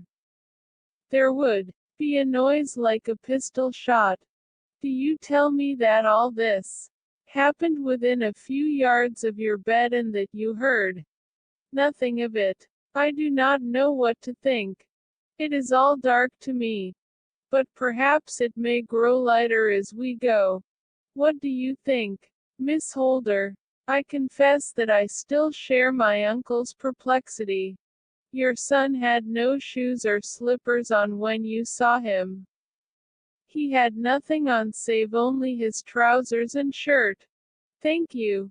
We have certainly been favored with extraordinary luck during this inquiry, and it will be entirely our own fault if we do not succeed in clearing the matter up. With your permission, Mr. Holder, I shall now continue my investigations. Outside, he went alone, at his own request, for he explained that any unnecessary footmarks might make his task more difficult. For an hour or more he was at work, returning at last with his feet heavy with snow and his features as inscrutable as ever. I think that I have seen now all that there is to see, Mr. Holder, said he. I can serve you best by returning to my rooms. But the gems, Mr. Holmes, where are they? I cannot tell. The banker wrung his hands. I shall never see them again, he cried. And my son, you give me hopes. My opinion is in no way altered. Then, for God's sake, what was this dark business which was acted in my house last night? If you can call upon me at my Baker Street rooms tomorrow morning between 9 and 10, I shall be happy to do what I can to make it clearer. I understand that you give me carte blanche to act for you, provided only that I get back the gems, and that you place no limit on the sum I may draw. I would give my fortune to have them back. Very good. I shall look into the matter between this and then. Goodbye. It is just possible that I may have to come over here again before evening. It was obvious to me that my companion's mind was now made up about the case, although what his conclusions were was more than I could even dimly imagine. Several times during our homeward journey I endeavored to sound him upon the point, but he always glided away to some other topic, until at last I gave it over in despair. It was not yet 3 when we found ourselves in our rooms once more. He hurried to his chamber and was down again in a few minutes, dressed as a common loafer, with his collar turned up, his shiny, seedy coat, his red cravat, and his worn boots. He was a perfect sample of the class. I think that this should do, said he, glancing into the glass above the fireplace. I only wish that you could come with me, Watson, but I fear that it won't do. I may be on the trail in this matter, or I may be following a will-o'-the-wisp, but I shall soon know which it is. I hope that I may be back in a few hours. He cut a slice of beef from the joint upon the sideboard, sandwiched it between two rounds of bread, and thrusting this root meal into his pocket he started off upon his expedition. I had just finished my tea when he returned, evidently in excellent spirits, swinging an old elastic-sided boot in his hand. He chucked it down into a corner and helped himself to a cup of tea. I only looked in as I passed, said he. I am going right on. Where to? Oh, to the other side of the West End. It may be some time before I get back. Don't wait up for me in case I should be late. How are you getting on? Oh, so. Nothing to complain of. I have been out to Streatham since I saw you last, but I did not call at the house. It is a very sweet little problem, and I would not have missed it for a good deal. However, I must not sit gossiping here, but must get these disreputable clothes off and return to my highly respectable self. I could see by his manner that he had stronger reasons for satisfaction than his words alone would imply. His eyes twinkled, and there was even a touch of color upon his sallow cheeks. He hastened upstairs, and a few minutes later I heard the slam of the hall door, which told me that he was off once more upon his congenial hunt. I waited until midnight, but there was no sign of his return, so I retired to my room.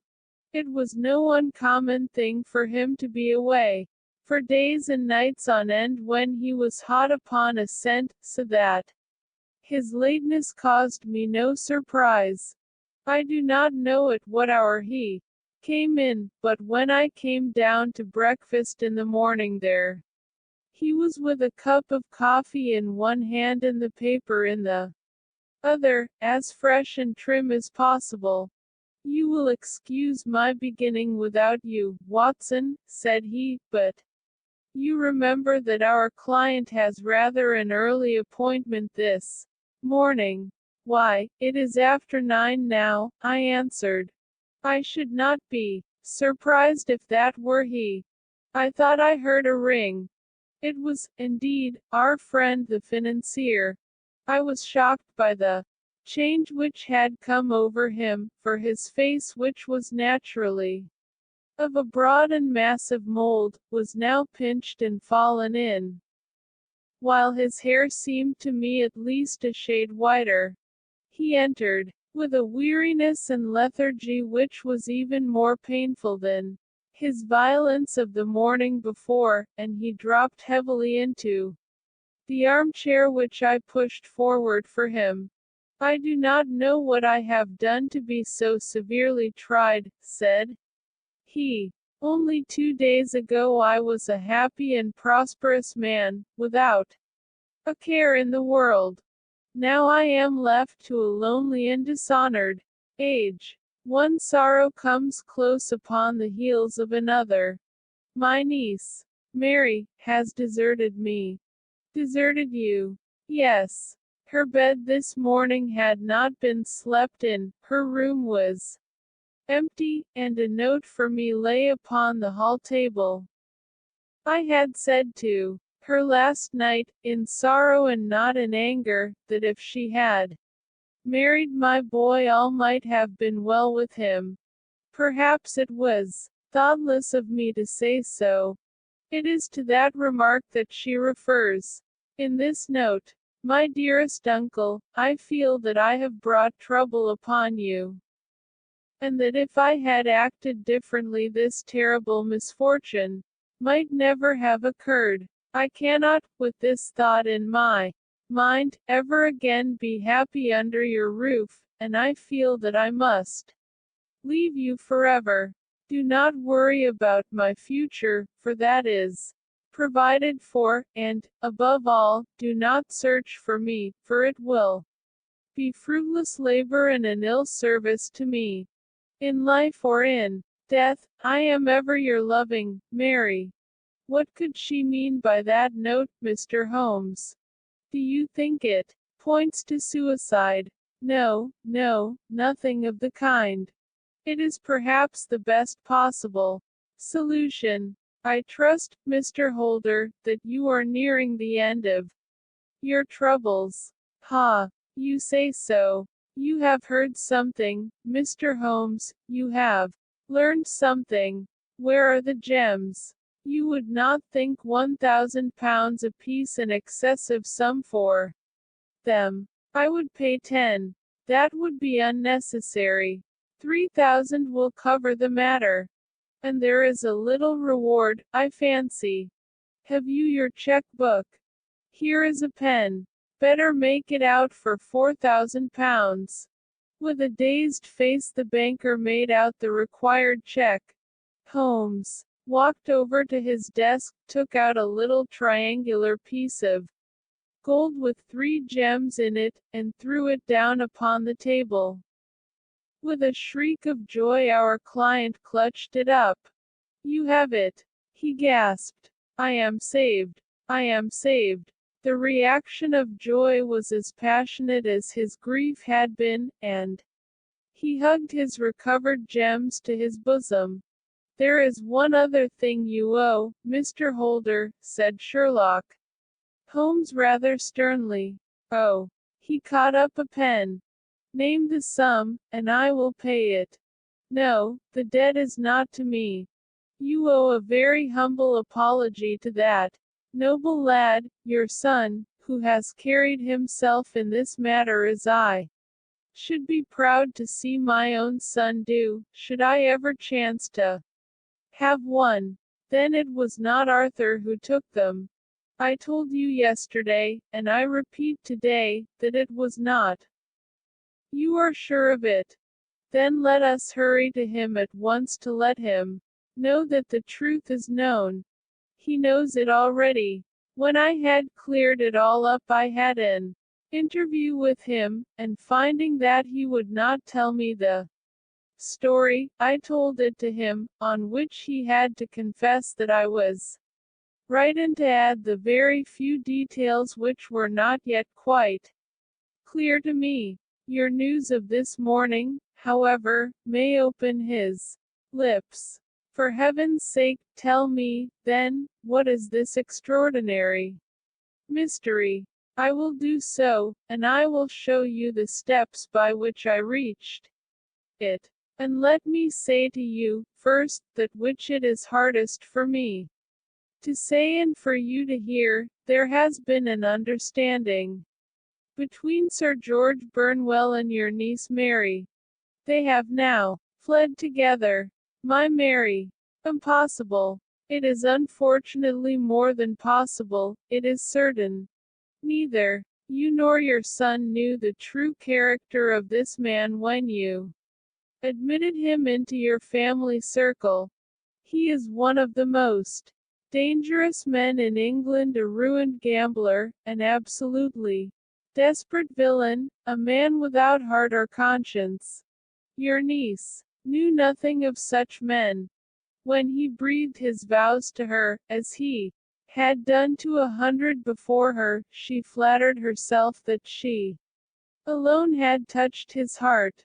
The devil knows best what he said, but at least she became his tool and was in the habit of seeing him nearly every evening. I cannot, and I will not, believe it, cried the banker with an ashen face. I will tell you, then, what occurred in your house last night. Your niece, when you had, as she thought, gone to your room, slipped down and talked to her lover through the window which leads into the stable lane. His footmarks had pressed right through the snow, so long had he stood there. She told him of the coronet. His wicked lust for gold kindled at the news, and he bent her to his will. I have no doubt that she loved you, but there are women in whom the love of a lover extinguishes all other loves, and I think that she must have been one. She had hardly listened to his instructions when she saw you coming downstairs, on which she closed the window rapidly and told you about one of the servants' escapade with her wooden-legged lover, which was all perfectly true. Your boy, Arthur, went to bed after his interview with you, but he slept badly on account of his uneasiness about his club debts. In the middle of the night he heard a soft tread pass his door. So he rose and, looking out, was surprised to see his cousin walking very stealthily along the passage until she disappeared into your dressing room. Petrified with astonishment, the lad slipped on some clothes and waited there in the dark to see what would come of this strange affair. Presently she emerged from the room again, and in the light of the passage lamp your son saw that she carried the precious coronet in her hands. She passed down the stairs, and he, thrilling with horror, ran along and slipped behind the curtain near your door, whence he could see what passed in the hall beneath. He saw her stealthily open the window, hand out the coronet to someone in the gloom, and then, closing it once more, hurry back to her room, passing quite close to where he stood hid behind the curtain. As long as she was on the scene he could not take any action without a horrible exposure of the woman whom he loved. But the instant that she was gone he realized how crushing a misfortune this would be for you, and how all important it was to set it right. He rushed down, just as he was, in his bare feet, opened the window, sprang out into the snow, and ran down the lane, where he could see a dark figure in the moonlight. Sir George Burnwell tried to get away, but Arthur caught him, and there was a struggle between them, your lad tugging at one side of the coronet, and his opponent at the other. In the scuffle, your son struck Sir George and cut him over the eye. Then something suddenly snapped, and your son, finding that he had the coronet in his hands, rushed back, closed the window, ascended to your room, and had just observed that the coronet had been twisted in the struggle and was endeavoring to straighten it when you appeared upon the scene. Is it possible? Gasped the banker. You then roused his anger by calling him names at a moment when he felt that he had deserved your warmest thanks. He could not explain the true state of affairs without betraying one who certainly deserved little enough consideration at his hands. He took the more chivalrous view, however, and preserved her secret. And that was why she shrieked and fainted when she saw the coronet, cried Mr. Holder. Oh, my God! What a blind fool I have been! And his asking to be allowed to go out for 5 minutes. The dear fellow wanted to see if the missing piece were at the scene of the struggle. How cruelly I have misjudged him! When I arrived at the house, continued Holmes, I at once went very carefully round it to observe if there were any traces in the snow which might help me. I knew that none had fallen since the evening before, and also that there had been a strong frost to preserve impressions. I passed along the tradesman's path, but found it all trampled down and indistinguishable. Just beyond it, however, at the far side of the kitchen door, a woman had stood and talked with a man, whose round impressions on one side showed that he had a wooden leg. I could even tell that they had been disturbed, for the woman had run back swiftly to the door, as was shown by the deep toe and light heel marks, while wooden leg had waited a little, and then had gone away. I thought at the time that this might be the maid and her sweetheart, of whom you had already spoken to me, and inquiry showed it was so. I passed round the garden without seeing anything more than random tracks, which I took to be the police, but when I got into the stable lane a very long and complex story was written in the snow in front of me. There was a double line of tracks of a booted man, and a second double line which I saw with delight belonged to a man with naked feet. I was at once convinced from what you had told me that the latter was your son. The first had walked both ways, but the other had run swiftly, and as his tread was marked in places over the depression of the boot, it was obvious that he had passed after the other. I followed them up and found they led to the hall window, where Boots had worn all the snow away while waiting. Then I walked to the other end, which was 100 yards or more down the lane. I saw where Boots had faced round, where the snow was cut up as though there had been a struggle, and, finally, where a few drops of blood had fallen, to show me that I was not mistaken. Boots had then run down the lane, and another little smudge of blood showed that it was he who had been hurt. When he came to the highroad at the other end, I found that the pavement had been cleared, so there was an end to that clue. On entering the house, however, I examined, as you remember, the sill and framework of the hall window with my lens, and I could at once see that someone had passed out. I could distinguish the outline of an instep where the wet foot had been placed in coming in. I was then beginning to be able to form an opinion as to what had occurred. A man had waited outside the window, someone had brought the gems, the deed had been overseen by your son, he had pursued the thief, had struggled with him, they had each tugged at the coronet, their united strength causing injuries which neither alone could have effected. He had returned with the prize, but had left a fragment in the grasp of his opponent.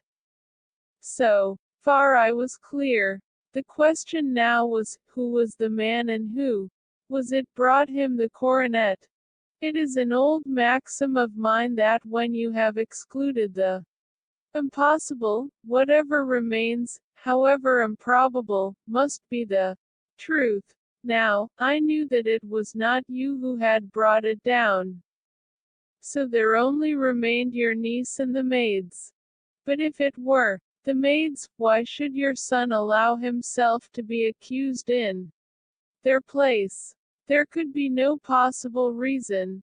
As he loved his cousin, however, there was an excellent explanation why he should retain her secret, the more so as the secret was a disgraceful one. When I remembered that you had seen her at that window, and how she had fainted on seeing the coronet again, my conjecture became a certainty. And who could it be who was her confederate? A lover evidently, for who else could outweigh the love and gratitude which she must feel to you? I knew that you went out little, and that your circle of friends was a very limited one, but among them was Sir George Burnwell. I had heard of him before as being a man of evil reputation among women. It must have been he who wore those boots and retained the missing gems. Even though he knew that Arthur had discovered him, he might still flatter himself that he was safe, for the lad could not say a word without compromising his own family. Well, your own good sense will suggest what measures I took. Next, I went in the shape of a loafer to Sir George's house.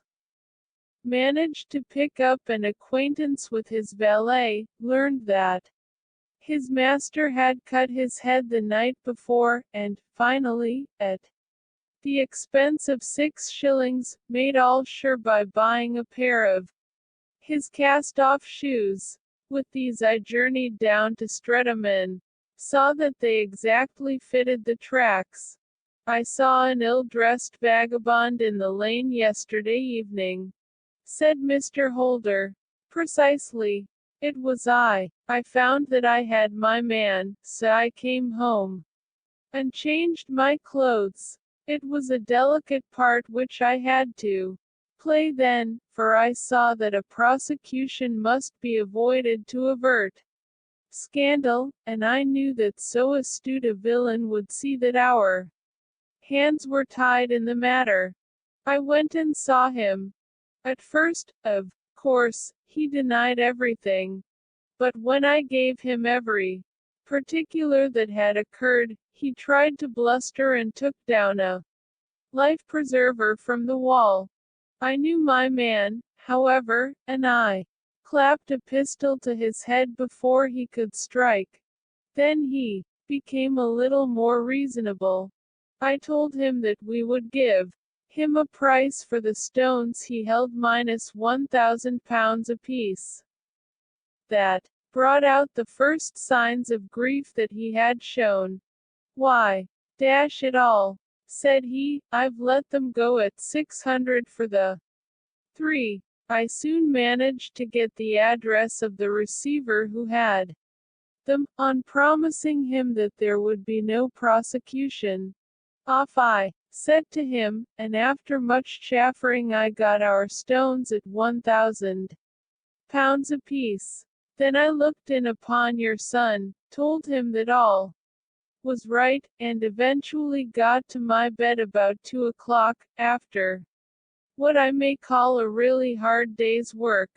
A day which has saved England from a great public scandal, said the banker, rising. Sir, I cannot find words to thank you, but you shall not find me ungrateful for what you have done.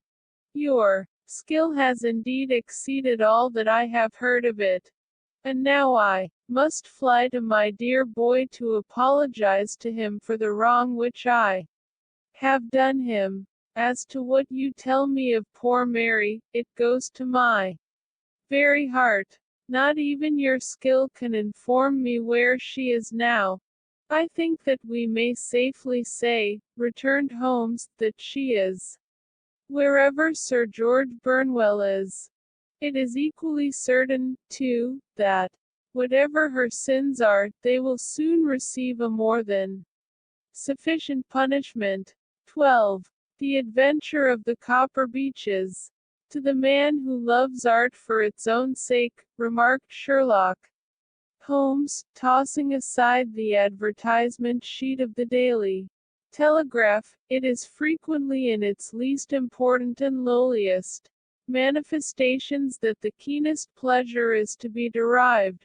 It is pleasant to me to observe, Watson, that you have so far grasped this truth, that in these little records of our cases which you have been good enough to draw up, and, I am bound to say, occasionally to embellish, you have given prominence not so much to the many causes célèbres and sensational trials in which I have figured, but rather to those incidents which may have been trivial in themselves, but which have given room for those faculties of deduction and of logical synthesis which I have made my special province. And yet, said I, smiling, I cannot quite hold myself absolved from the charge of sensationalism which has been urged against my records. You have erred, perhaps, he observed, taking up a glowing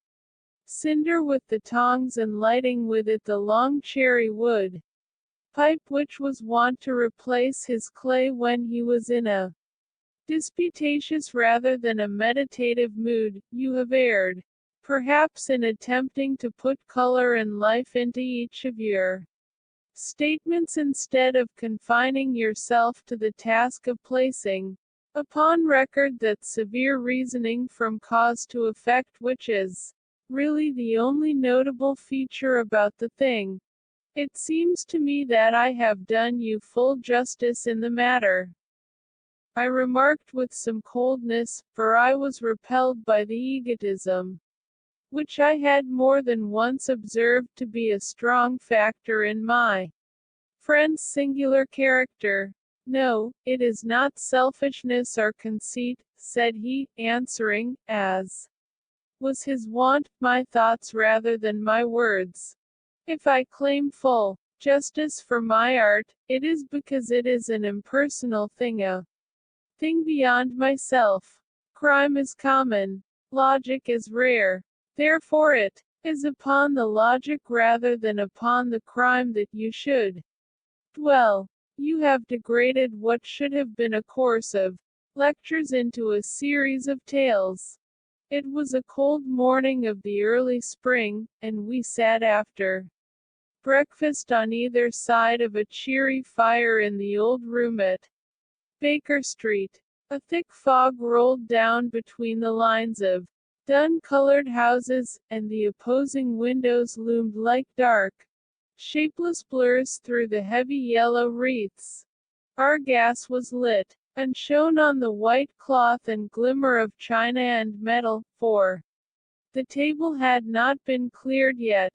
Sherlock Holmes had been silent all the morning, dipping continuously into the advertisement columns of a succession of papers until at last, having apparently given up his search, he had emerged in no very sweet temper to lecture me upon my literary shortcomings. At the same time, he remarked after a pause, during which he had sat puffing at his long pipe and gazing down into the fire, you can hardly be open to a charge of sensationalism, for out of these cases which you have been so kind as to interest yourself in, a fair proportion do not treat of crime, in its legal sense, at all. The small matter in which I endeavored to help the King of Bohemia, the singular experience of Miss Mary Sutherland, the problem connected with the man with the twisted lip, and the incident of the noble bachelor, were all matters which are outside the pale of the law. But in avoiding the sensational, I fear that you may have bordered on the trivial. The end may have been so, I answered, but the methods I hold to have been novel and of interest. Pshaw, my dear fellow, what do the public, the great unobservant public, who could hardly tell a weaver by his tooth or a compositor by his left thumb, care about the finer shades of analysis and deduction? But, indeed, if you are trivial, I cannot blame you, for the days of the great cases are past. Man, or at least criminal man, has lost all enterprise and originality. As to my own little practice, it seems to be degenerating into an agency for recovering lost lead pencils and giving advice to young ladies from boarding schools. I think that I have touched bottom at last, however. This note I had this morning marks my 0 point, I fancy. Read it. He tossed a crumpled letter across to me. It was dated from Montague Place upon the preceding evening, and ran thus. Dear Mr. Holmes, I am very anxious to consult you as to whether I should or should not accept a situation which has been offered to me as governess. I shall call at 10:30 tomorrow if I do not inconvenience you. Yours faithfully, Violet Hunter. Do you know the young lady? I asked. Not I. It is 10:30 now.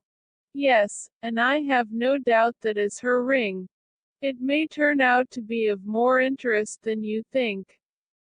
You remember that the affair of the blue carbuncle, which appeared to be a mere whim at first, developed into a serious investigation. It may be so in this case, also. Well, let us hope so. But our doubts will very soon be solved. For here, unless I am much mistaken, is the person in question. As he spoke, the door opened and a young lady entered the room. She was plainly but neatly dressed, with a bright, quick face, freckled like a plover's egg, and with the brisk manner of a woman who has had her own way to make in the world. You will excuse my troubling you, I am sure, said she, as my companion rose to greet her, but I have had a very strange experience, and as I have no parents or relations of any sort from whom I could ask advice, I thought that perhaps you would be kind enough to tell me what I should do. Pray take a seat, Miss Hunter. I shall be happy to do anything that I can to serve you. I could see that Holmes was favorably impressed by the manner and speech of his new client. He looked her over in his searching fashion, and then composed himself, with his lids drooping and his fingertips together, to listen to her story. I have been a governess for 5 years, said she, in the family of Colonel Spence Monroe, but 2 months ago the Colonel received an appointment at Halifax, in Nova Scotia, and took his children over to America with him, so that I found myself without a situation. I advertised, and I answered advertisements, but without success. At last the little money which I had saved began to run short, and I was at my wit's end as to what I should do. There is a well-known agency for governesses in the West End, called Westaway's, and there I used to call about once a week in order to see whether anything had turned up which might suit me. Westaway was the name of the founder of the business, but it is really managed by Miss Stoper. She sits in her own little office, and the ladies who are seeking employment wait in an anteroom, and are then shown in one by one, when she consults her ledgers, and sees whether she has anything which would suit them. Well, when I called last week I was shown into the little office, as usual, but I found that Miss Stoper was not alone. A prodigiously stout man with a very smiling face and a great heavy chin which rolled down in fold upon fold over his throat sat at her elbow with a pair of glasses on his nose, looking very earnestly at the ladies who entered. As I came in he gave quite a jump in his chair and turned quickly to Miss Stoper. That will do, said he, I could not ask for anything better. Capital. Capital. He seemed quite enthusiastic and rubbed his hands together in the most genial fashion. He was such a comfortable-looking man that it was quite a pleasure to look at him. You are looking for a situation, miss? He asked. Yes, sir. As governess? Yes, sir. And what salary do you ask? I had £4 a month in my last place with Colonel Spence Monroe. Oh, tut, tut. Sweating rank sweating, he cried, throwing his fat hands out into the air like a man who is in a boiling passion. How could anyone offer so pitiful a sum to a lady with such attractions and accomplishments? My accomplishments, sir, may be less than you imagine, said I. A little French, a little German, music, and drawing. Tut tut, he cried. This is all quite beside the question. The point is, have you or have you not the bearing and deportment of a lady? There it is in a nutshell. If you have not, you are not fitted for the rearing of a child who may some day play a considerable part in the history of the country. But if you have, why, then, how could any gentleman ask you to condescend to accept anything under the 3 figures? Your salary with me, madam, would commence at £100 a year. You may imagine, Mr. Holmes, that to me, destitute as I was, such an offer seemed almost too good to be true. The gentleman, however, seeing perhaps the look of incredulity upon my face, opened a pocket-book and took out a note. It is also my custom, said he, smiling in the most pleasant fashion until his eyes were just 2 little shining slits amid the white creases of his face, to advance to my young ladies half their salary beforehand, so that they may meet any little expenses of their journey and their wardrobe. It seemed to me that I had never met so fascinating and so thoughtful a man. As I was already in debt to my tradesmen, the advance was a great convenience, and yet there was something unnatural about the whole transaction which made me wish to know a little more before I quite committed myself. May I ask where you live, sir? Said I. Hampshire. Charming rural place. The Copper Beech is 5 miles on the far side of Winchester. It is the most lovely country, my dear young lady, and the dearest old country house. And my duties, sir, I should be glad to know what they would be. One child, one dear little romper just 6 years old. Oh, if you could see him killing cockroaches with a slipper. Smack, smack, smack. 3 gone before you could wink. He leaned back in his chair and laughed his eyes into his head again. I was a little startled at the nature of the child's amusement, but the father's laughter made me think that perhaps he was joking. My sole duties, then, I asked, are to take charge of a single child. No, no, not the sole, not the sole, my dear young lady, he cried. Your duty would be, as I am sure your good sense would suggest, to obey any little commands my wife might give, provided always that they were such commands as a lady might with propriety obey. You see no difficulty, hey? I should be happy to make myself useful. Quite so. In dress now, for example. We are fatty people, you. No fatty but kind-hearted. If you were asked to wear any dress, which we might give you, you would not object to our little whim. Hey, no, said I, considerably astonished at his words. Or to sit here, or sit there, that would not be offensive to you. Oh, no. Or to cut your hair quite short before you come to us. I could hardly believe my ears. As you may observe, Mr. Holmes, my hair is somewhat luxuriant, and of a rather peculiar tint of chestnut. It has been considered artistic. I could not dream of sacrificing it in this offhand fashion. I am afraid that that is quite impossible, said I. He had been watching me eagerly out of his small eyes, and I could see a shadow pass over his face as I spoke. I am afraid that it is quite essential, said he. It is a little fancy of my wife's, and ladies' fancies, you know, madam. Ladies' fancies must be consulted. And so you won't cut your hair? No, sir, I really could not, I answered firmly. Ah, very well, then that quite settles the matter.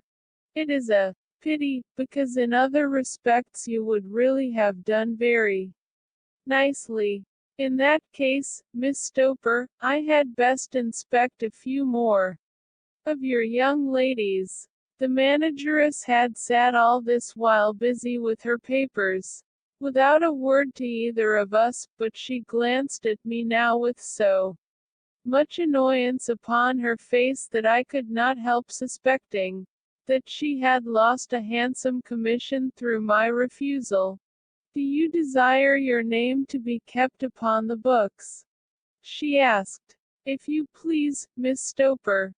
Well, really, it seems rather useless, since you refuse the most excellent offers in this fashion, said she sharply. You can hardly expect us to exert ourselves to find another such opening for you. Good day to you, Miss Hunter. She struck a gong upon the table, and I was shown out by the page. Well, Mr. Holmes, when I got back to my lodgings and found little enough in the cupboard, and 2 or 3 bills upon the table, I began to ask myself whether I had not done a very foolish thing. After all, if these people had strange fads and expected obedience on the most extraordinary matters, they were at least ready to pay for their eccentricity. Very few governesses in England are getting £100 a year. Besides, what use was my hair to me?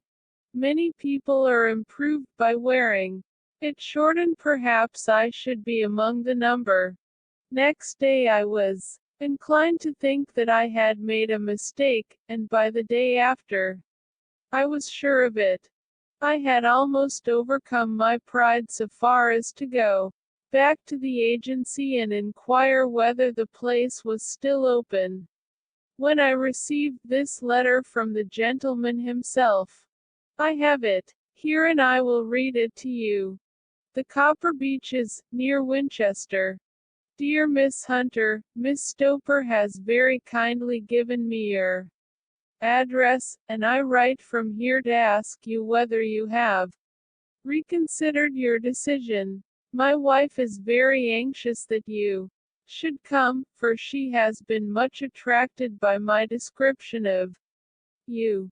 We are willing to give £30 a quarter, or £120 a year, so as to recompense you for any little inconvenience which our fads may cause you. They are not very exacting, after all. My wife is fond of a particular shade of electric blue, and would like you to wear such a dress indoors in the morning.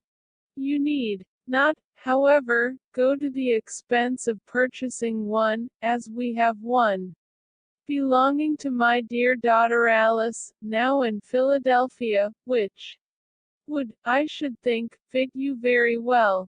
Then, as to sitting here or there, or amusing yourself in any manner indicated, that need cause you no inconvenience.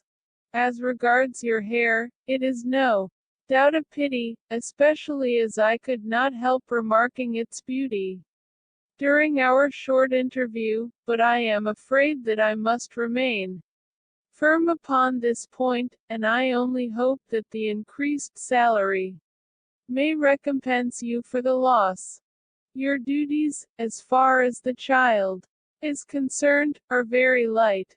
Now do try to come, and I shall meet you with the dog cart at Winchester. Let me know your train. Yours faithfully, JEPHRORUCASTLE. That is the letter which I have just received, Mr. Holmes, and my mind is made up that I will accept it. I thought, however, that before taking the final step I should like to submit the whole matter to your consideration. Well, Miss Hunter, if your mind is made up, that settles the question, said Holmes, smiling. But you would not advise me to refuse. I confess that it is not the situation which I should like to see a sister of mine apply for. What is the meaning of it all, Mr. Holmes? Ah, I have no data. I cannot tell. Perhaps you have yourself formed some opinion. Well, there seems to me to be only one possible solution. Mr. Rucastle seemed to be a very kind, good-natured man. Is it not possible that his wife is a lunatic, that he desires to keep the matter quiet for fear she should be taken to an asylum, and that he humors her fancies in every way in order to prevent an outbreak? That is a possible solution. In fact, as matters stand, it is the most probable one. But in any case it does not seem to be a nice household for a young lady. But the money, Mr. Holmes, the money. Well, yes, of course the pay is good, too good. That is what makes me uneasy. Why should they give you £120 a year, when they could have their pick for £40? There must be some strong reason behind. I thought that if I told you the circumstances you would understand afterwards if I wanted your help. I should feel so much stronger if I felt that you were at the back of me. Oh, you may carry that feeling away with you. I assure you that your little problem promises to be the most interesting which has come my way for some months. There is something distinctly novel about some of the features. If you should find yourself in doubt, or in danger, what danger do you foresee? Holmes shook his head gravely. It would cease to be a danger if we could define it, said he. But at any time, day or night, a telegram would bring me down to your help. That is enough. She rose briskly from her chair with the anxiety all swept from her face. I shall go down to Hampshire. Quite easy in my mind now. I shall write to Mr. Rucastle at once. Sacrifice my poor hair tonight, and start for Winchester tomorrow. With a few grateful words to Holmes she bade us both good night and bustled off upon her way. At least, said I as we heard her quick, firm steps descending the stairs, she seems to be a young lady who is very well able to take care of herself. And she would need to be, said Holmes gravely. I am much mistaken if we do not hear from her before many days are past. It was not very long before my friend's prediction was fulfilled. A fortnight went by, during which I frequently found my thoughts turning in her direction and wondering what strange side alley of human experience this lonely woman had strayed into. The unusual salary, the curious conditions, the light duties, all pointed to something abnormal, though whether a fad or a plot, or whether the man were a philanthropist or a villain, it was quite beyond my powers to determine. As to Holmes, I observed that he sat frequently for half an hour on end, with knitted brows and an abstracted air, but he swept the matter away with a wave of his hand when I mentioned it. Data, data, data, he cried impatiently. I can't make bricks without clay. And yet he would always wind up by muttering that no sister of his should ever have accepted such a situation. The telegram which we eventually received came late one night, just as I was thinking of turning in and Holmes was settling down to one of those all-night chemical researches which he frequently indulged in, when I would leave him stooping over a retort in a test tube at night and find him in the same position when I came down to breakfast in the morning. He opened the yellow envelope, and then, glancing at the message, threw it across to me. "Just look up the trains in Bradshaw," said he, and turned back to his chemical studies. The summons was a brief and urgent one. "Please be at the Black Swan Hotel at Winchester at midday tomorrow," it said. "Do come. I am at my wit's end." "Hunter, will you come with me?" asked Holmes, glancing up. "I should wish to. Just look it up, then." "There is a train at 9:30, said I, glancing over my Bradshaw. "It is due at Winchester at 11:30. That will do very nicely. Then perhaps I had better postpone my analysis of the acetones, as we may need to be at our best in the morning." By 11 o'clock the next day we were well upon our way to the Old English capital. Holmes had been buried in the morning papers all the way down, but after we had passed the Hampshire border he threw them down and began to admire the scenery. It was an ideal spring day, a light blue sky, flecked with little fleecy white clouds drifting across from west to east. The sun was shining very brightly, and yet there was an exhilarating nip in the air, which set an edge to a man's energy. All over the countryside, away to the rolling hills around Aldershot, the little red and gray roofs of the farm-steadings peeped out from amid the light green of the new foliage. "Are they not fresh and beautiful?" I cried with all the enthusiasm of a man fresh from the fogs of Baker Street. But Holmes shook his head gravely. "Do you know, Watson," said he, "that it is one of the curses of a mind with a turn like mine that I must look at everything with reference to my own special subject. You look at these scattered houses, and you are impressed by their beauty. I look at them, and the only thought which comes to me is a feeling of their isolation and of the impunity with which crime may be committed. There! Good heavens!" I cried. "Who would associate crime with these dear old homesteads? They always fill me with a certain horror. It is my belief, Watson, founded upon my experience, that the lowest and vilest alleys in London do not present a more dreadful record of sin than does the smiling and beautiful countryside. You horrify me. But the reason is very obvious. The pressure of public opinion can do in the town what the law cannot accomplish. There is no lane so vile that the scream of a tortured child, or the thud of a drunkard's blow, does not beget sympathy and indignation among the neighbors, and then the whole machinery of justice is ever so close that a word of complaint can set it going, and there is but a step between the crime and the dock. But look at these lonely houses, each in its own fields, filled for the most part with poor ignorant folk who know little of the law.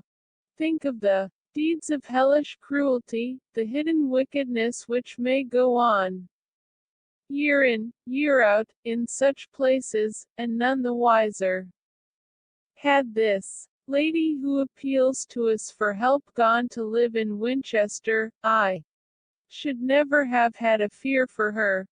It is the 5 miles of country which makes the danger. Still, it is clear that she is not personally threatened. No, if she can come to Winchester to meet us, she can get away. Quite so. She has her freedom. What can be the matter, then? Can you suggest no explanation? I have devised 7 separate explanations, each of which would cover the facts as far as we know them. But which of these is correct can only be determined by the fresh information which we shall no doubt find waiting for us. Well, there is the tower of the cathedral, and we shall soon learn all that Miss Hunter has to tell. The Black Swan is an inn of repute in the High Street, at no distance from the station, and there we found the young lady waiting for us. She had engaged a sitting room, and our lunch awaited us upon the table. I am so delighted that you have come, she said earnestly. It is so very kind of you both, but indeed I do not know what I should do. Your advice will be altogether invaluable to me. Pray tell us what has happened to you. I will do so, and I must be quick, for I have promised Mr. Rucastle to be back before 3. I got his leave to come into town this morning, though he little knew for what purpose. Let us have everything in its due order. Holmes thrust his long, thin legs out towards the fire and composed himself to listen. In the first place, I may say that I have met, on the whole, with no actual ill treatment from Mr. and Mrs. Rucastle. It is only fair to them to say that. But I cannot understand them, and I am not easy in my mind about them. What can you not understand? Their reasons for their conduct. But you shall have it all just as it occurred. When I came down, Mr. Rucastle met me here and drove me in his dog cart to the Copper Beeches. It is, as he said, beautifully situated, but it is not beautiful in itself. For it is a large square block of a house, whitewashed, but all stained and streaked with damp and bad weather. There are grounds round it, woods on 3 sides, and on the 4th a field which slopes down to the Southampton highroad, which curves past about 100 yards from the front door. This ground in front belongs to the house, but the woods all round are part of Lord Southerton's preserves. A clump of copper beeches immediately in front of the hall door has given its name to the place. I was driven over by my employer, who was as amiable as ever, and was introduced by him that evening to his wife and the child. There was no truth, Mr. Holmes, in the conjecture which seemed to us to be probable in your rooms at Baker Street. Mrs. Rucastle is not mad. I found her to be a silent, pale-faced woman, much younger than her husband, not more than 30, I should think, while he can hardly be less than 45. From their conversation I have gathered that they have been married about 7 years, that he was a widower, and that his only child by the first wife was the daughter who has gone to Philadelphia. Mr. Rucastle told me in private that the reason why she had left them was that she had an unreasoning aversion to her stepmother. As the daughter could not have been less than 20, I can quite imagine that her position must have been uncomfortable with her father's young wife. Mrs. Rucastle seemed to me to be colorless in mind as well as in feature. She impressed me neither favorably nor the reverse. She was a nonentity. It was easy to see that she was passionately devoted both to her husband and to her little son. Her light gray eyes wandered continually from one to the other, noting every little want and forestalling it if possible. He was kind to her, also in his bluff, boisterous fashion, and on the whole they seemed to be a happy couple. And yet she had some secret sorrow. This woman, she would often be lost in deep thought, with the saddest look upon her face. More than once I have surprised her in tears. I have thought sometimes that it was the disposition of her child which weighed upon her mind, for I have never met so utterly spoiled and so ill-natured a little creature. He is small for his age, with a head which is quite disproportionately large. His whole life appears to be spent in an alternation between savage fits of passion and gloomy intervals of sulking. Giving pain to any creature weaker than himself seems to be his one idea of amusement, and he shows quite remarkable talent in planning the capture of mice, little birds, and insects. But I would rather not talk about the creature, Mr. Holmes, and, indeed, he has little to do with my story. I am glad of all details, remarked my friend, whether they seem to you to be relevant or not. I shall try not to miss anything of importance. The one unpleasant thing about the house, which struck me at once, was the appearance and conduct of the servants. There are only two, a man and his wife. Toller, for that is his name, is a rough, uncouth man, with grizzled hair and whiskers, and a perpetual smell of drink. Twice since I have been with them he has been quite drunk, and yet Mr. Rucastle seemed to take no notice of it. His wife is a very tall and strong woman with a sour face, as silent as Mrs. Rucastle and much less amiable. They are a most unpleasant couple, but fortunately I spend most of my time in the nursery and my own room, which are next to each other in one corner of the building.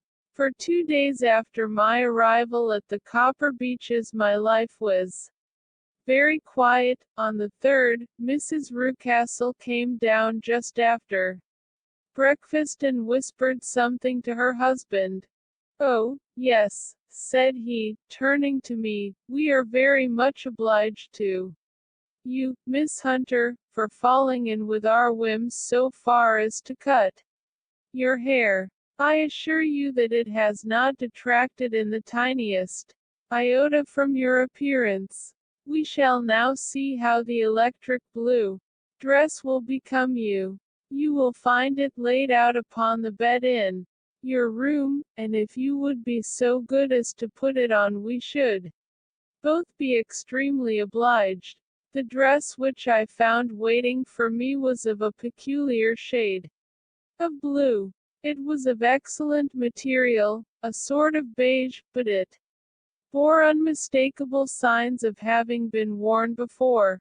It could not have been a better fit if I had been measured for it.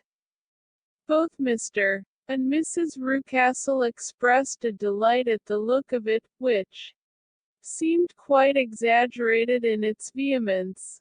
They were waiting for me in the drawing room, which is a very large room, stretching along the entire front of the house, with 3 long windows reaching down to the floor. A chair had been placed close to the central window, with its back turned towards it.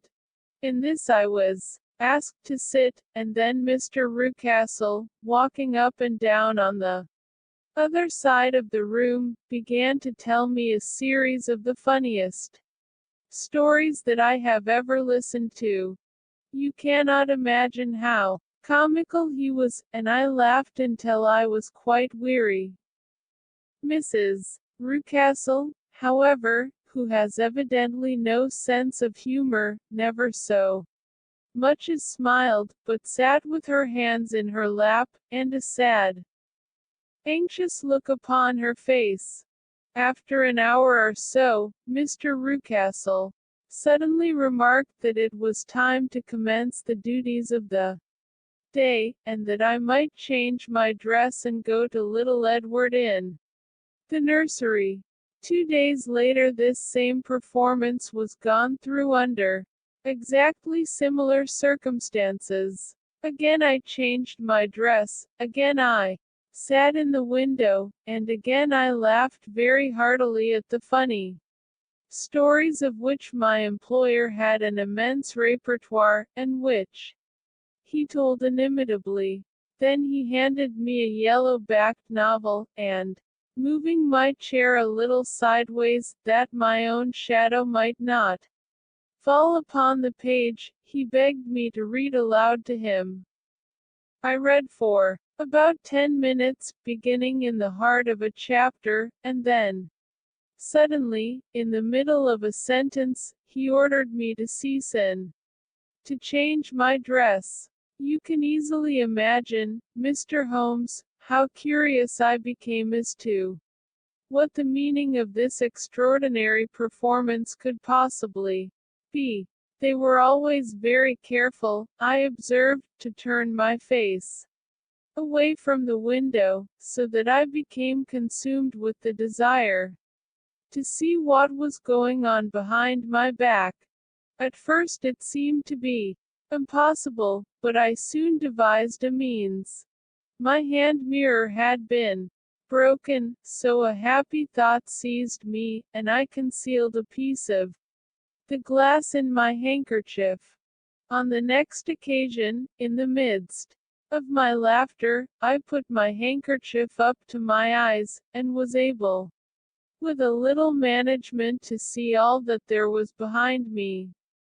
I confess that I was disappointed. There was nothing.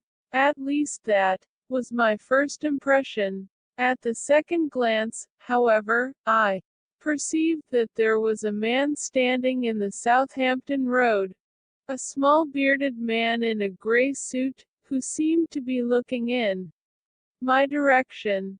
The road is an important highway, and there are usually people there. This man, however, was leaning against the railings which bordered our field and was looking earnestly up.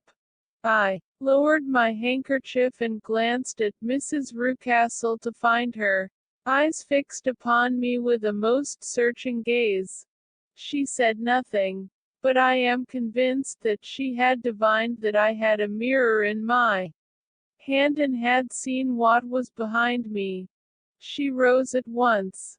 "Jeffro," said she, "there is an impertinent fellow upon the road there who stares up at Miss Hunter." "No friend of yours, Miss Hunter?" he asked.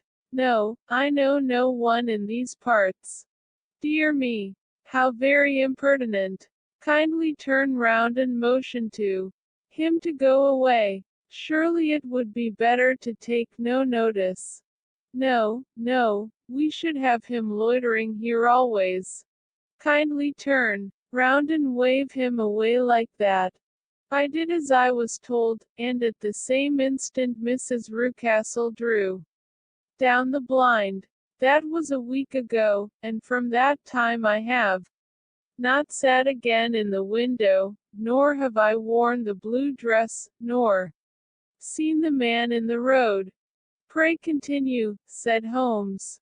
"Your narrative promises to be a most interesting one. You will find it rather disconnected, I fear, and there may prove to be little relation between the different incidents of which I speak. On the very first day that I was at the Copper Beeches, Mr. Rucastle took me to a small outhouse which stands near the kitchen door. As we approached it I heard the sharp rattling of a chain, and the sound as of a large animal moving about. "Look in here," said Mr. Rucastle, showing me a slit between two planks. "Is he not a beauty?" I looked through and was conscious of two glowing eyes, and of a vague figure huddled up in the darkness. "Don't be frightened," said my employer, laughing at the start which I had given. "It's only Carlo, my mastiff. I call him mine. But really old Toller, my groom, is the only man who can do anything with him. We feed him once a day, and not too much then, so that he is always as keen as mustard.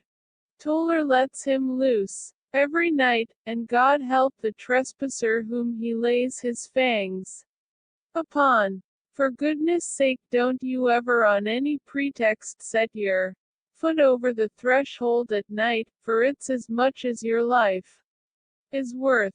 The warning was no idle one, for 2 nights later I happened to look out of my bedroom window about 2 o'clock in the morning.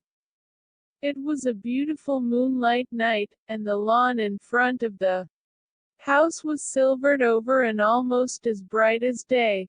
I was standing, wrapped in the peaceful beauty of the scene, when I was aware that something was moving under the shadow of the copper beeches. As it emerged into the moonshine, I saw what it was. It was a giant dog, as large as a calf, tawny tinted, with hanging jowl, black muzzle, and huge projecting bones. It walked slowly across the lawn and vanished into the shadow upon the other side. That dreadful sentinel sent a chill to my heart which I do not think that any burglar could have done. And now I have a very strange experience to tell you. I had, as you know, cut off my hair in London, and I had placed it in a great coil at the bottom of my trunk. One evening, after the child was in bed, I began to amuse myself by examining the furniture of my room and by rearranging my own little things. There was an old chest of drawers in the room, the 2 upper ones empty and open, the lower one locked. I had filled the first 2 with my linen, and as I had still much to pack away, I was naturally annoyed at not having the use of the 3rd drawer. It struck me that it might have been fastened by a mere oversight. So I took out my bunch of keys and tried to open it. The very first key fitted to perfection, and I drew the drawer open. There was only one thing in it, but I am sure that you would never guess what it was. It was my coil of hair. I took it up and examined it. It was of the same peculiar tint, and the same thickness. But then the impossibility of the thing obtruded itself upon me. How could my hair have been locked in the drawer? With trembling hands I undid my trunk, turned out the contents, and drew from the bottom my own hair. I laid the 2 tresses together, and I assure you that they were identical.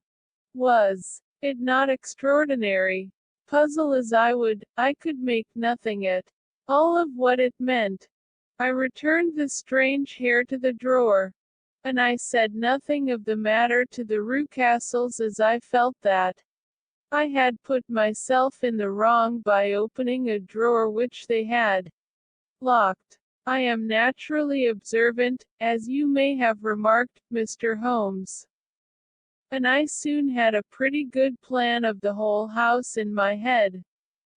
There was one wing, however, which appeared not to be inhabited at all. A door which faced that which led into the quarters of the Tollers opened into this suite, but it was invariably locked. One day, however, as I ascended the stair, I met Mr. Rucastle coming out through this door, his keys in his hand, and a look on his face which made him a very different person to the round, jovial man to whom I was accustomed. His cheeks were red, his brow was all crinkled with anger, and the veins stood out at his temples with passion. He locked the door and hurried past me, without a word or a look. This aroused my curiosity, so when I went out for a walk in the grounds with my charge, I strolled round to the side from which I could see the windows of this part of the house. There were 4 of them in a row, 3 of which were simply dirty, while the 4th was shuttered up. They were evidently all deserted. As I strolled up and down, glancing at them occasionally, Mr. Rucastle came out to me, looking as merry and jovial as ever. "Ah," said he, "you must not think me rude if I passed you without a word, my dear young lady. I was preoccupied with business matters." I assured him that I was not offended. "By the way," said I, "you seem to have quite a suite of spare rooms up there, and one of them has the shutters up." He looked surprised and, as it seemed to me, a little startled at my remark. "Photography is one of my hobbies," said he. "I have made my dark room up there. But, dear me, what an observant young lady we have come upon! Who would have believed it? Who would have ever believed it?" He spoke in a jesting tone, but there was no jest in his eyes as he looked at me. I read suspicion therein, annoyance, but no jest. "Well, Mr. Holmes, from the moment that I understood that there was something about that suite of rooms which I was not to know, I was all on fire to go over them. It was not mere curiosity, though I have my share of that.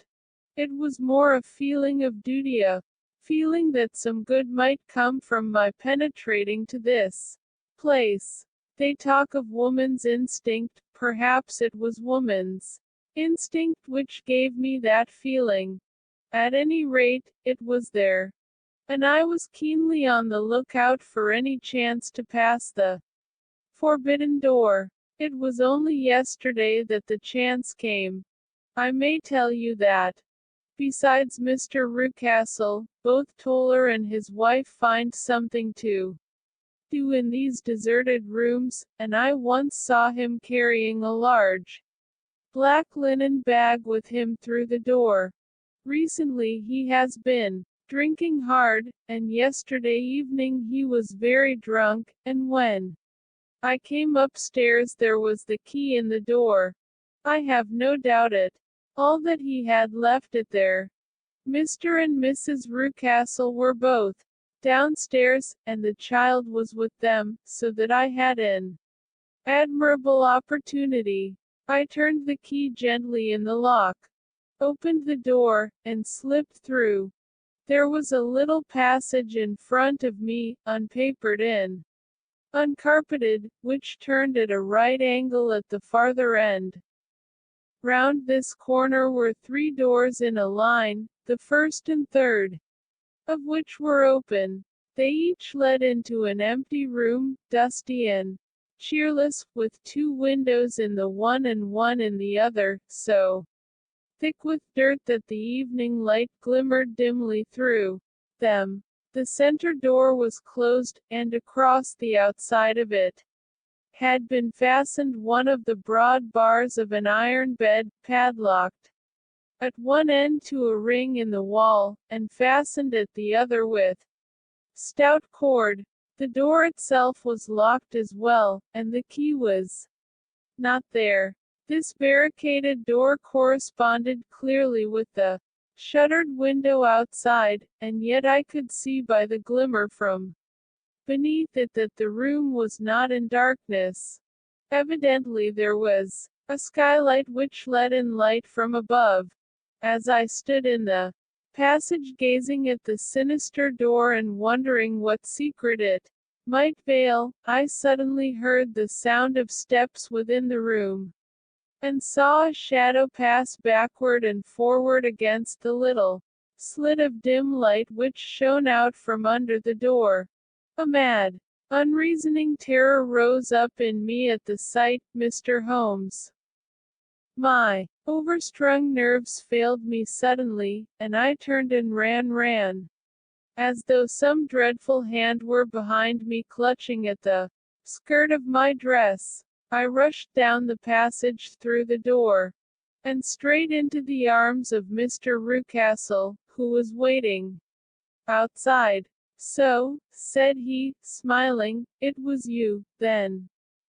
I thought that it must be when I saw the door open. Oh, I am so frightened, I panted. My dear young lady, you cannot think how caressing and soothing his manner was, and what has frightened you, my dear young lady. But his voice was just a little too coaxing. He overdid it. I was keenly on my guard against him. I was foolish enough to go into the empty wing, I answered. But it is so lonely and eerie in this dim light that I was frightened and ran out again. Oh, it is so dreadfully still in there. Only that, said he, looking at me keenly. Why, what did you think? I asked. Why do you think that I locked this door? I am sure that I do not know. It is to keep people out who have no business there. Do you see? He was still smiling in the most amiable manner. I am sure if I had known. Well, then, you know now. And if you ever put your foot over that threshold again, here in an instant the smile hardened into a grin of rage, and he glared down at me with the face of a demon. I'll throw you to the mastiff. I was so terrified that I do not know what I did. I suppose that I must have rushed past him into my room. I remember nothing, until I found myself lying on my bed trembling all over. Then I thought of you, Mr. Holmes. I could not live there longer without some advice. I was frightened of the house, of the man, of the woman, of the servants, even of the child. They were all horrible to me. If I could only bring you down, all would be well. Of course I might have fled from the house, but my curiosity was almost as strong as my fears. My mind was soon made up. I would send you a wire.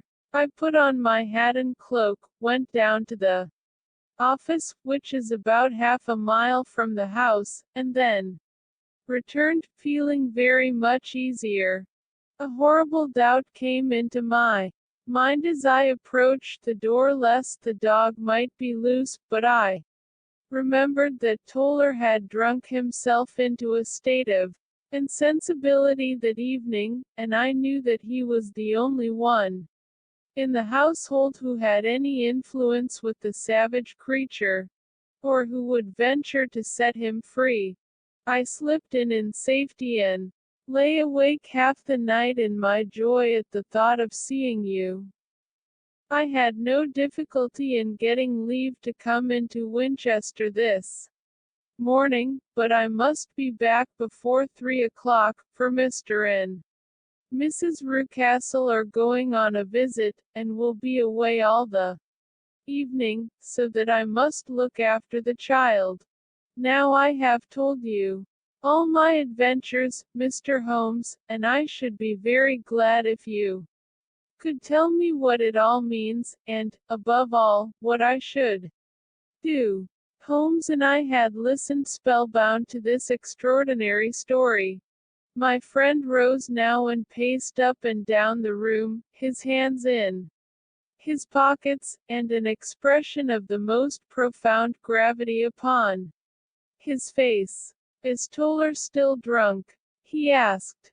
Yes. I heard his wife tell Mrs. Rucastle that she could do nothing with him.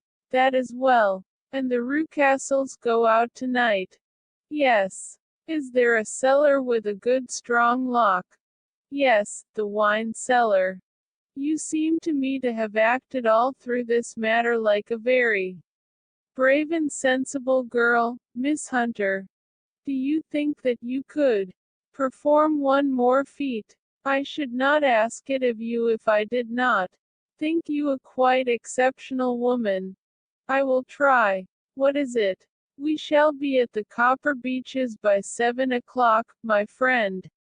And I. The Rucastles will be gone by that time, and Toller will, we hope, be incapable. There only remains Mrs. Toller, who might give the alarm. If you could send her into the cellar on some errand, and then turn the key upon her, you would facilitate matters immensely. I will do it. Excellent. We shall then look thoroughly into the affair. Of course, there is only one feasible explanation. You have been brought there to personate someone, and the real person is imprisoned in this chamber. That is obvious. As to who this prisoner is, I have no doubt that it is the daughter, Miss Alice Rucastle, if I remember right, who was said to have gone to America. You were chosen, doubtless, as resembling her in height, figure, and the color of your hair. Hers had been cut off, very possibly in some illness through which she has passed, and so, of course, yours had to be sacrificed also. By a curious chance you came upon her tresses. The man in the road was undoubtedly some friend of hers, possibly her fiancé, and no doubt, as you wore the girl's dress and were so like her, he was convinced from your laughter, whenever he saw you, and afterwards from your gesture, that Miss Rucastle was perfectly happy, and that she no longer desired his attentions. The dog is let loose at night to prevent him from endeavoring to communicate with her. So much is fairly clear. The most serious point in the case is the disposition of the child. What on earth has that to do with it? I ejaculated. My dear Watson, you as a medical man are continually gaining light as to the tendencies of a child by the study of the parents. Don't you see that the converse is equally valid? I have frequently gained my first real insight into the character of parents by studying their children. This child's disposition is abnormally cruel, merely for cruelty's sake, and whether he derives this from his smiling father, as I should suspect, or from his mother, it bodes evil for the poor girl who is in their power. I am sure that you are right, Mr. Holmes, cried our client. A thousand things come back to me which make me certain that you have hit it. Oh, let us lose not an instant in bringing help to this poor creature. We must be circumspect, for we are dealing with a very cunning man. We can do nothing until 7 o'clock. At that hour we shall be with you, and it will not be long before we solve the mystery. We were as good as our word, for it was just 7 when we reached the Copper Beeches, having put up our trap at a wayside public house. The group of trees, with their dark leaves shining like burnished metal in the light of the setting sun, were sufficient to mark the house even had Miss Hunter not been standing smiling on the doorstep. Have you managed it? Asked Holmes. A loud thudding noise came from somewhere downstairs. That is Mrs. Toller in the cellar, said she. Her husband lies snoring on the kitchen rug. Here are his keys, which are the duplicates of Mr. Rucastle's. You have done well indeed, cried Holmes with enthusiasm. Now, lead the way, and we shall soon see the end of this black business. We passed up the stair, unlocked the door, followed on down a passage, and found ourselves in front of the barricade which Miss Hunter had described. Holmes cut the cord and removed the transverse bar. Then he tried the various keys in the lock, but without success. No sound came from within, and at the silence, Holmes' face clouded over. "I trust that we are not too late," said he. "I think, Miss Hunter, that we had better go in without you. Now, Watson, put your shoulder to it, and we shall see whether we cannot make our way in." It was an old rickety door and gave at once before our united strength. Together we rushed into the room. It was empty. There was no furniture save a little pallet bed, a small table, and a basket full of linen. The skylight above was open, and the prisoner gone. "There has been some villainy here," said Holmes. "This beauty has guessed Miss Hunter's intentions and has carried his victim off. But how? Through the skylight. We shall soon see how he managed it. He swung himself up onto the roof. Ah, yes," he cried, "here's the end of a long light ladder against the eaves. That is how he did it." "But it is impossible," said Miss Hunter. "The ladder was not there when the Rucastles went away. He has come back and done it. I tell you that he is a clever and dangerous man. I should not be very much surprised if this were he whose step I hear now upon the stair. I think, Watson, that it would be as well for you to have your pistol ready."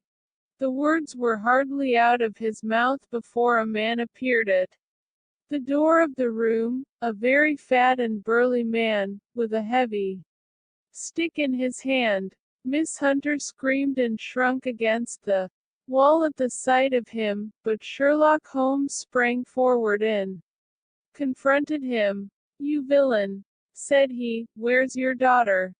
The fat man cast his eyes round, and then up at the open skylight. "It is for me to ask you that," he shrieked, "you thieves, spies, and thieves. I have caught you, have I? You are in my power.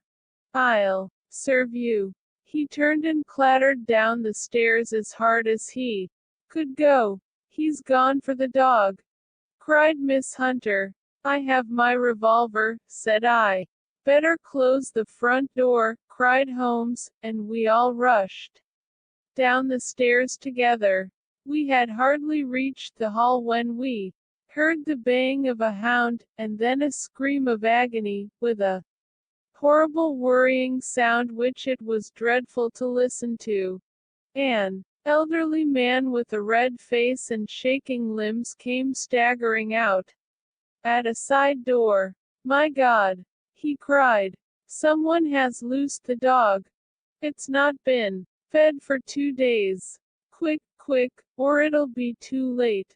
Holmes and I rushed out and round the angle of the house, with Toller hurrying behind us. There was the huge famished brute, its black muzzle buried in Rucastle's throat, while he writhed and screamed upon the ground. Running up, I blew its brains out, and it fell over with its keen white teeth still meeting in the great creases of his neck. With much labor we separated them and carried him, living but horribly mangled, into the house. We laid him upon the drawing-room sofa, and having dispatched the sobered Toller to bear the news to his wife, I did what I could to relieve his pain. We were all assembled round him when the door opened, and a tall, gaunt woman entered the room. "Mrs. Toller," cried Miss Hunter. "Yes, miss. Mr. Rucastle let me out when he came back before he went up to you. Ah, miss, it is a pity you didn't let me know." what you were planning, for I would have told you that your pains were wasted. Ha! said Holmes, looking keenly at her. It is clear that Mrs. Toller knows more about this matter than anyone else. Yes, sir, I do, and I am ready enough to tell what I know. Then, pray, sit down, and let us hear it, for there are several points on which I must confess that I am still in the dark. I will soon make it clear to you, said she, and I'd have done so before now if I could ha got out from the cellar. If there's police court business over this, you'll remember that I was the one that stood your friend, and that I was Miss Alice's friend, too. She was never happy at home, Miss Alice wasn't, from the time that her father married again. She was slighted like and had no say in anything, but it never really became bad for her until after she met Mr. Fowler at a friend's house. As well as I could learn, Miss Alice had rights of her own by will, but she was so quiet and patient, she was, that she never said a word about them, but just left everything in Mr. Rucastle's hands. He knew he was safe with her, but when there was a chance of a husband coming forward, who would ask for all that the law would give him, then her father thought it time to put a stop on it. He wanted her to sign a paper, so that whether she married or not, he could use her money. When she wouldn't do it, he kept on worrying her until she got brain fever, and for 6 weeks was at death's door. Then, she got better at last, all worn to a shadow, and with her beautiful hair cut off, but that didn't make no change in her young man, and he stuck to her as true as man could be. Ah, said Holmes, I think that what you have been good enough to tell us makes the matter fairly clear, and that I can deduce all that remains. Mr. Rucastle then, I presume, took to this system of imprisonment. Yes, sir. And brought Miss Hunter down from London in order to get rid of the disagreeable persistence of Mr. Fowler. That was it, sir. But Mr. Fowler, being a persevering man, as a good seaman should be, blockaded the house, and having met you succeeded by certain arguments, metallic or otherwise, in convincing you that your interests were the same as his. Mr. Fowler was a very kind-spoken, free-handed gentleman, said Mrs. Toller serenely, and in this way he managed that your good man should have no want of drink, and that a ladder should be ready at the moment when your master had gone out. You have it, sir, just as it happened. I am sure we owe you an apology, Mrs. Toller, said Holmes, for you have certainly cleared up everything which puzzled us. And here comes the country surgeon and Mrs. Rucastle, so I think, Watson, that we had best escort Miss Hunter back to Winchester, as it seems to me that our locus standi now is rather a questionable one. And thus was solved the mystery of the sinister house with the copper beeches in front of the door. Mr. Rucastle survived, but was always a broken man, kept alive solely through the care of his devoted wife. They still live with their old servants, who probably know so much of Rucastle's past life that he finds it difficult to part from them. Mr. Fowler and Miss Rucastle were married, by special license, in Southampton the day after their flight, and he is now the holder of a government appointment in the island of Mauritius. As to Miss Violet Hunter, my friend, Holmes, rather to my disappointment, manifested no further interest in her when once she had ceased to be the center of one of his problems, and she is now the head of a private school at Walsall, where I believe that she has met with considerable success. End of the Project Gutenberg ebook of The Adventures of Sherlock Holmes, by Arthur Conan Doyle. End of this Project Gutenberg ebook The Adventures of Sherlock Holmes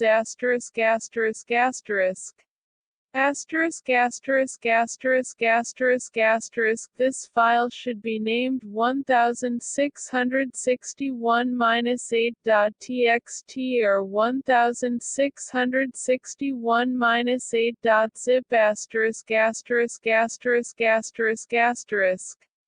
This and all associated files of various formats will be found in web links. Produced by an anonymous Project Gutenberg volunteer and Jose Menendez. Updated editions will replace the previous one. The old editions will be renamed. Creating the works from public domain print editions means that no one owns a United States copyright in these works, so the Foundation and you can copy and distribute it in the United States without permission and without paying copyright royalties. Special rules set forth in the general terms of use part of this license apply to copying and distributing Project Gutenberg TM electronic works. To protect the Project Gutenberg TM concept and trademark, Project Gutenberg is a registered trademark and may not be used if you charge for the ebooks, unless you receive specific permission. If you do not charge anything for copies of this ebook, complying with the rules is very easy. You may use this ebook for nearly any purpose, such as creation of derivative works, reports, performances, and research. They may be modified and printed and given away. You may do practically anything with public domain ebooks. Redistribution is subject to the trademark license, especially commercial redistribution. Start, full license the full Project Gutenberg license. Please read this before you distribute or use this work. To protect the Project Gutenberg TM mission of promoting the free distribution of electronic works, by using or distributing this work, or any other work associated in any way with the phrase Project Gutenberg, you agree to comply with all the terms of the full Project Gutenberg TM license, available with this file or online at web links. Section 1. General Terms of Use in Redistributing Project Gutenberg TM electronic works. 1. A. By reading or using any part of this Project Gutenberg TM electronic work, you indicate that you have read, understand, agree to, and accept all the terms of this license and intellectual property, trademark, copyright, agreement. If you do not agree to abide by all the terms of this agreement, you must cease using and return or destroy all copies of Project Gutenberg TM electronic works in your possession. If you paid a fee for obtaining a copy of or access to a Project Gutenberg TM electronic work and you do not agree to be bound by the terms of this agreement, you may obtain a refund from the person or entity to whom you paid the fee as set forth in paragraph 1. E.8. 1. B. Project Gutenberg is a registered trademark. It may only be used on or associated in any way with an electronic work by people who agree to be bound by the terms of this agreement. There are a few things that you can do with most Project Gutenberg TM electronic works, even without complying with the full terms of this agreement. See paragraph 1. See below. There are a lot of things you can do with Project Gutenberg TM electronic works if you follow the terms of this agreement, and help preserve free future access to Project Gutenberg TM electronic works. See paragraph 1. E below. 1. C. The Project Gutenberg Literary Archive Foundation, the Foundation, or PGLAF, owns a compilation copyright in the collection of Project Gutenberg TM electronic works. Nearly all the individual works in the collection are in the public domain in the United States.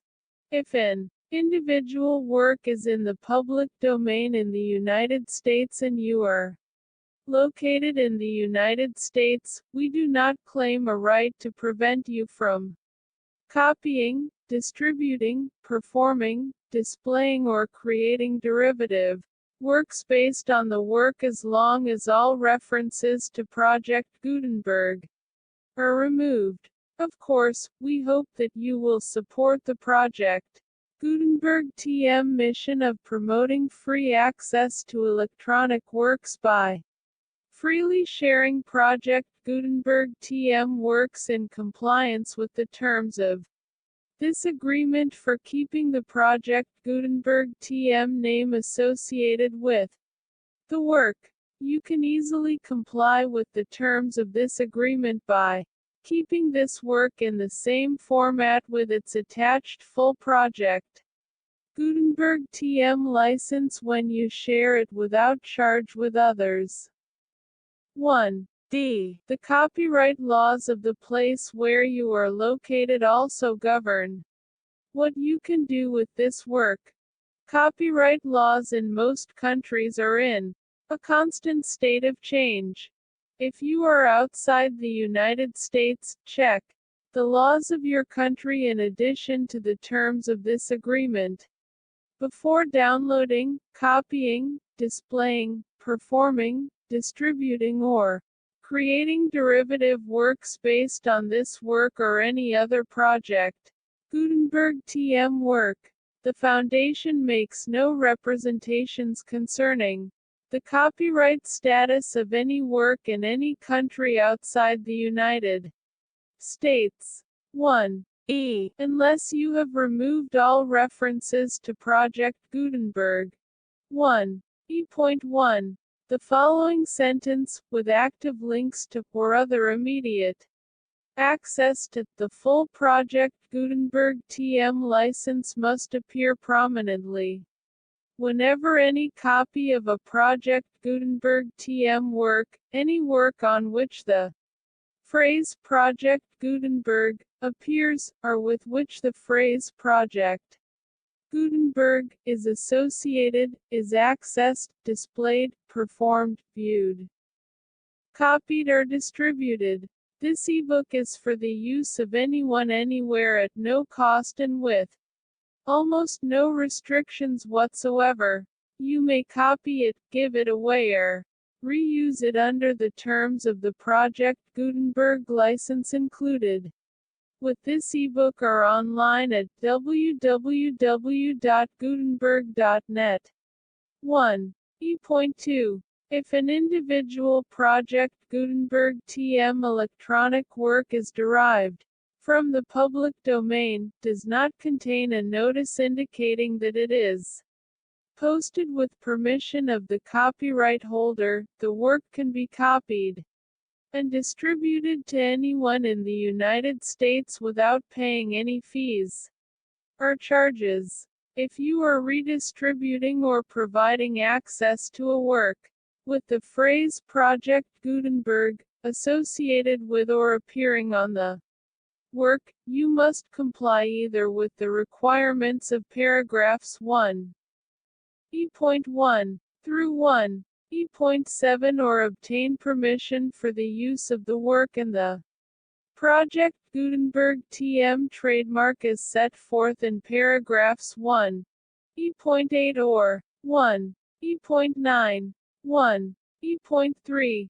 If an individual Project Gutenberg TM electronic work is posted, with the permission of the copyright holder, your use and distribution must comply with both paragraphs 1, E.1 through 1, E.7 and any additional terms imposed by the copyright holder. Additional terms will be linked to the Project Gutenberg TM license for all works posted with the permission of the copyright holder found at the beginning of this work. 1. E.4. Do not unlink or detach or remove the full Project Gutenberg TM license terms from this work, or any files containing a part of this work or any other work associated with Project Gutenberg TM. 1. E.5. Do not copy, display, perform, distribute or redistribute this electronic work, or any part of this electronic work, without prominently displaying the sentence set forth in paragraph 1, E.1 with active links or immediate access to the full terms of the Project Gutenberg TM license. 1. E.6. You may convert to and distribute this work in any binary, compressed, marked up, non-proprietary or proprietary form, including any word processing or hypertext form. However, if you provide access to or distribute copies of a Project Gutenberg TM work in a format other than plain vanilla ASCII, or other format used in the official version posted on the official Project Gutenberg TM website www.gutenberg.net.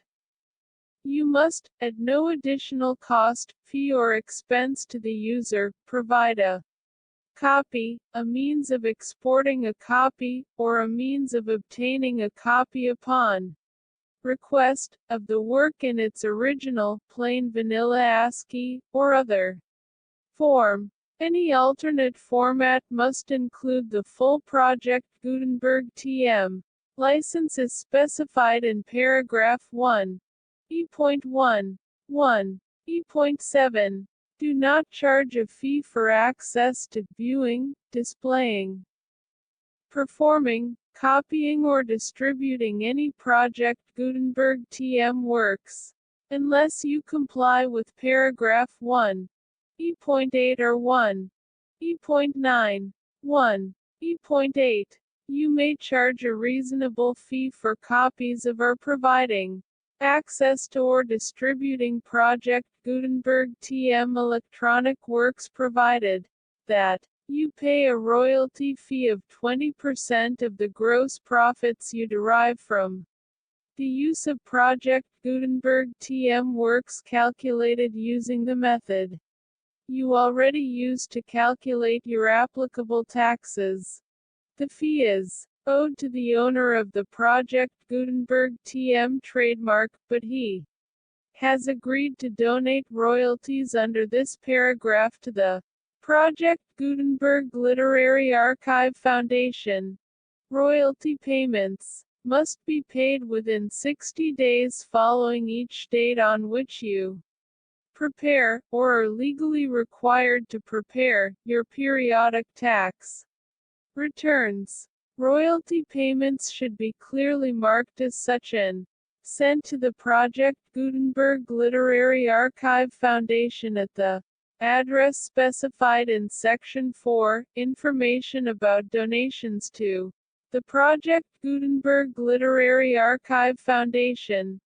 You provide a full refund of any money paid by a user who notifies you in writing, or by email, within 30 days of receipt that he does not agree to the terms of the full Project Gutenberg TM License. You must require such a user to return or destroy all copies of the works possessed in a physical medium, and discontinue all use of and all access to other copies of Project Gutenberg TM works. You provide, in accordance with paragraph 1, F.3, a full refund of any money paid for a work or a replacement copy, if a defect in the electronic work is discovered and reported to you within 90 days of receipt of the work. You comply with all other terms of this agreement for free distribution of Project Gutenberg TM works. 1. E.9. If you wish to charge a fee or distribute a Project Gutenberg TM electronic work or group of works on different terms than are set forth in this agreement, you must obtain permission in writing from both the Project Gutenberg Literary Archive Foundation and Michael Hart, the owner of the Project Gutenberg TM trademark. Contact the Foundation is set forth in Section 3 below. 1. F.1. F.1.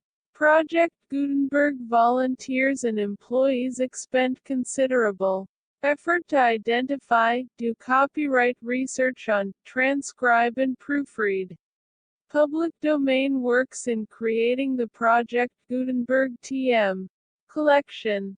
Despite these efforts, Project Gutenberg TM electronic works, and the medium on which they may be stored, may contain defects, such as, but not limited to, incomplete, inaccurate or corrupt data, transcription errors, a copyright or other intellectual property infringement, a defective or damaged disk or other medium, a computer virus, or computer codes that damage or cannot be read by your equipment. 1. F.2. Limited warranty, disclaimer of damages, except for the right of replacement or refund, described in paragraph 1. F.3. The Project Gutenberg Literary Archive Foundation, the owner of the Project Gutenberg TM trademark, and any other party distributing a Project Gutenberg TM electronic work under this agreement, disclaim all liability to you for damages, costs and expenses, including legal fees. You agree that you have no remedies for negligence, strict liability, breach of warranty or breach of contract except those provided in paragraph 1. F.3. You agree that the Foundation, the trademark owner, and any distributor under this agreement will not be liable to you for actual, direct, indirect, consequential, punitive or incidental damages even if you give notice of the possibility of such damage. 1. F.3. Limited right of replacement or refund, if you discover a defect in this electronic work within 90 days of receiving it, you can receive a refund of the money, if any, you paid for it by sending a written explanation to the person you received the work from. If you received the work on a physical medium, you must return the medium with your written explanation. The person or entity that provided you with the defective work may elect to provide a replacement copy in lieu of a refund. If you received the work electronically, the person or entity providing it to you may choose to give you a second opportunity to receive the work electronically in lieu of a refund. If the second copy is also defective, you may demand a refund in writing without further opportunities to fix the problem. 1. F.4. Except for the limited right of replacement or refund set forth In paragraph 1, F.3, this work is provided to you, as is, with no other warranties of any kind, express or implied, including but not limited to warranties of MERCHANTIBILITYOR fitness for any purpose. 1. F.5. Some states do not allow disclaimers of certain implied warranties or the exclusion or limitation of certain types of damages. If any disclaimer or limitation set forth in this agreement violates the law of the state applicable to this agreement, the agreement shall be interpreted to make the maximum disclaimer or limitation permitted by the applicable state law. The invalidity or unenforceability of any provision of this agreement shall not void the remaining provisions. 1. F.6. Indemnity. You agree to indemnify and hold the foundation, the trademark owner, any agent or employee of the foundation, anyone providing copies of Project Gutenberg TM electronic works in accordance with this agreement, and any volunteers associated with the production, promotion and distribution of Project Gutenberg TM electronic works, harmless from all liability, costs and expenses, including legal fees, that arise directly or indirectly from any of the following which you do or cause to occur, a distribution of this or any Project Gutenberg TM work, b. alteration, modification, or additions or deletions to any Project Gutenberg TM work, and c. any defect you cause. Section 2. Information about the mission of Project Gutenberg TM. Project Gutenberg TM is synonymous with the free distribution of electronic works in formats readable by the widest variety of computers, including obsolete, old, middle-aged and new computers. It exists because of the efforts of hundreds of volunteers and donations from people in all walks of life. Volunteers and financial support to provide volunteers with the assistance they need are critical to reaching Project Gutenberg TM's goals and ensuring that the Project Gutenberg TM collection will remain freely available for generations to come. In 2001, the Project Gutenberg Literary Archive Foundation was created to provide a secure and permanent future for Project Gutenberg TM and future generations. To learn more about the Project Gutenberg Literary Archive Foundation, and how your efforts and donations can help, see sections 3 and 4, and the Foundation web page at web links. Section 3. Information about the Project Gutenberg Literary Archive Foundation. The Project Gutenberg Literary Archive Foundation is a non-profit, 501(c)(3) educational corporation organized under the laws of the state of Mississippi and granted tax-exempt status by the Internal Revenue Service. The foundation's INR federal tax identification number is 64-6221541. Its 501(c)(3) letter is posted at web links. Contributions to the Project Gutenberg Literary Archive Foundation are tax-deductible to the full extent permitted by U.S. federal laws and your state's laws. The Foundation's principal office is located at 4557 Mellon Dr. S. Fairbanks, AK, 99712, but its volunteers and employees are scattered throughout numerous locations. Its business office is located at 809 North 1500 West, Salt Lake City, UT 84116, opening parenthesis 801 closing parenthesis 596-1887, email business@pglaf.org. Email contact links and up-to-date contact information can be found at the Foundation's website and official page at web links. For additional contact information, Dr. Gregory B. Newby, Chief Executive and Director, gbnewby@pglaf.org.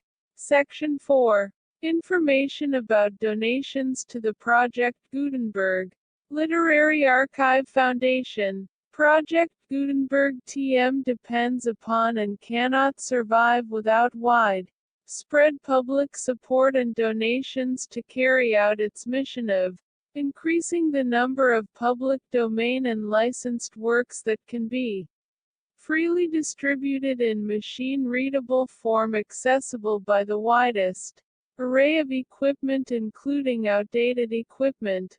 Many small donations, $1 to $5,000, are particularly important to maintaining tax-exempt status with the IRS. The Foundation is committed to complying with the laws regulating charities and charitable donations in all 50 states of the United States. Compliance requirements are not uniform and it takes a considerable effort, much paperwork and many fees to meet and keep up with these requirements. We do not solicit donations in locations where we have not received written confirmation of compliance. 2. Send donations or determine the status of compliance for any particular state. Visit web links. While we cannot and do not solicit contributions from states where we have not met the solicitation requirements, we know of no prohibition against accepting unsolicited donations from donors in such states who approach us with offers to donate. International donations are gratefully accepted, but we cannot make any statements concerning tax treatment of donations received from outside the United States. U.S. laws alone swamp our small staff. Please check the Project Gutenberg web pages for current donation methods and addresses. Donations are accepted in a number of other ways including checks, online payments and credit card donations. To donate, please visit web links. Section 5. General information about Project Gutenberg TM electronic works. Professor Michael S. Hart is the originator of the Project Gutenberg TM concept of a library of electronic works that could be freely shared with anyone. For 30 years, he produced and distributed Project Gutenberg TM ebooks with only a loose network of volunteer support.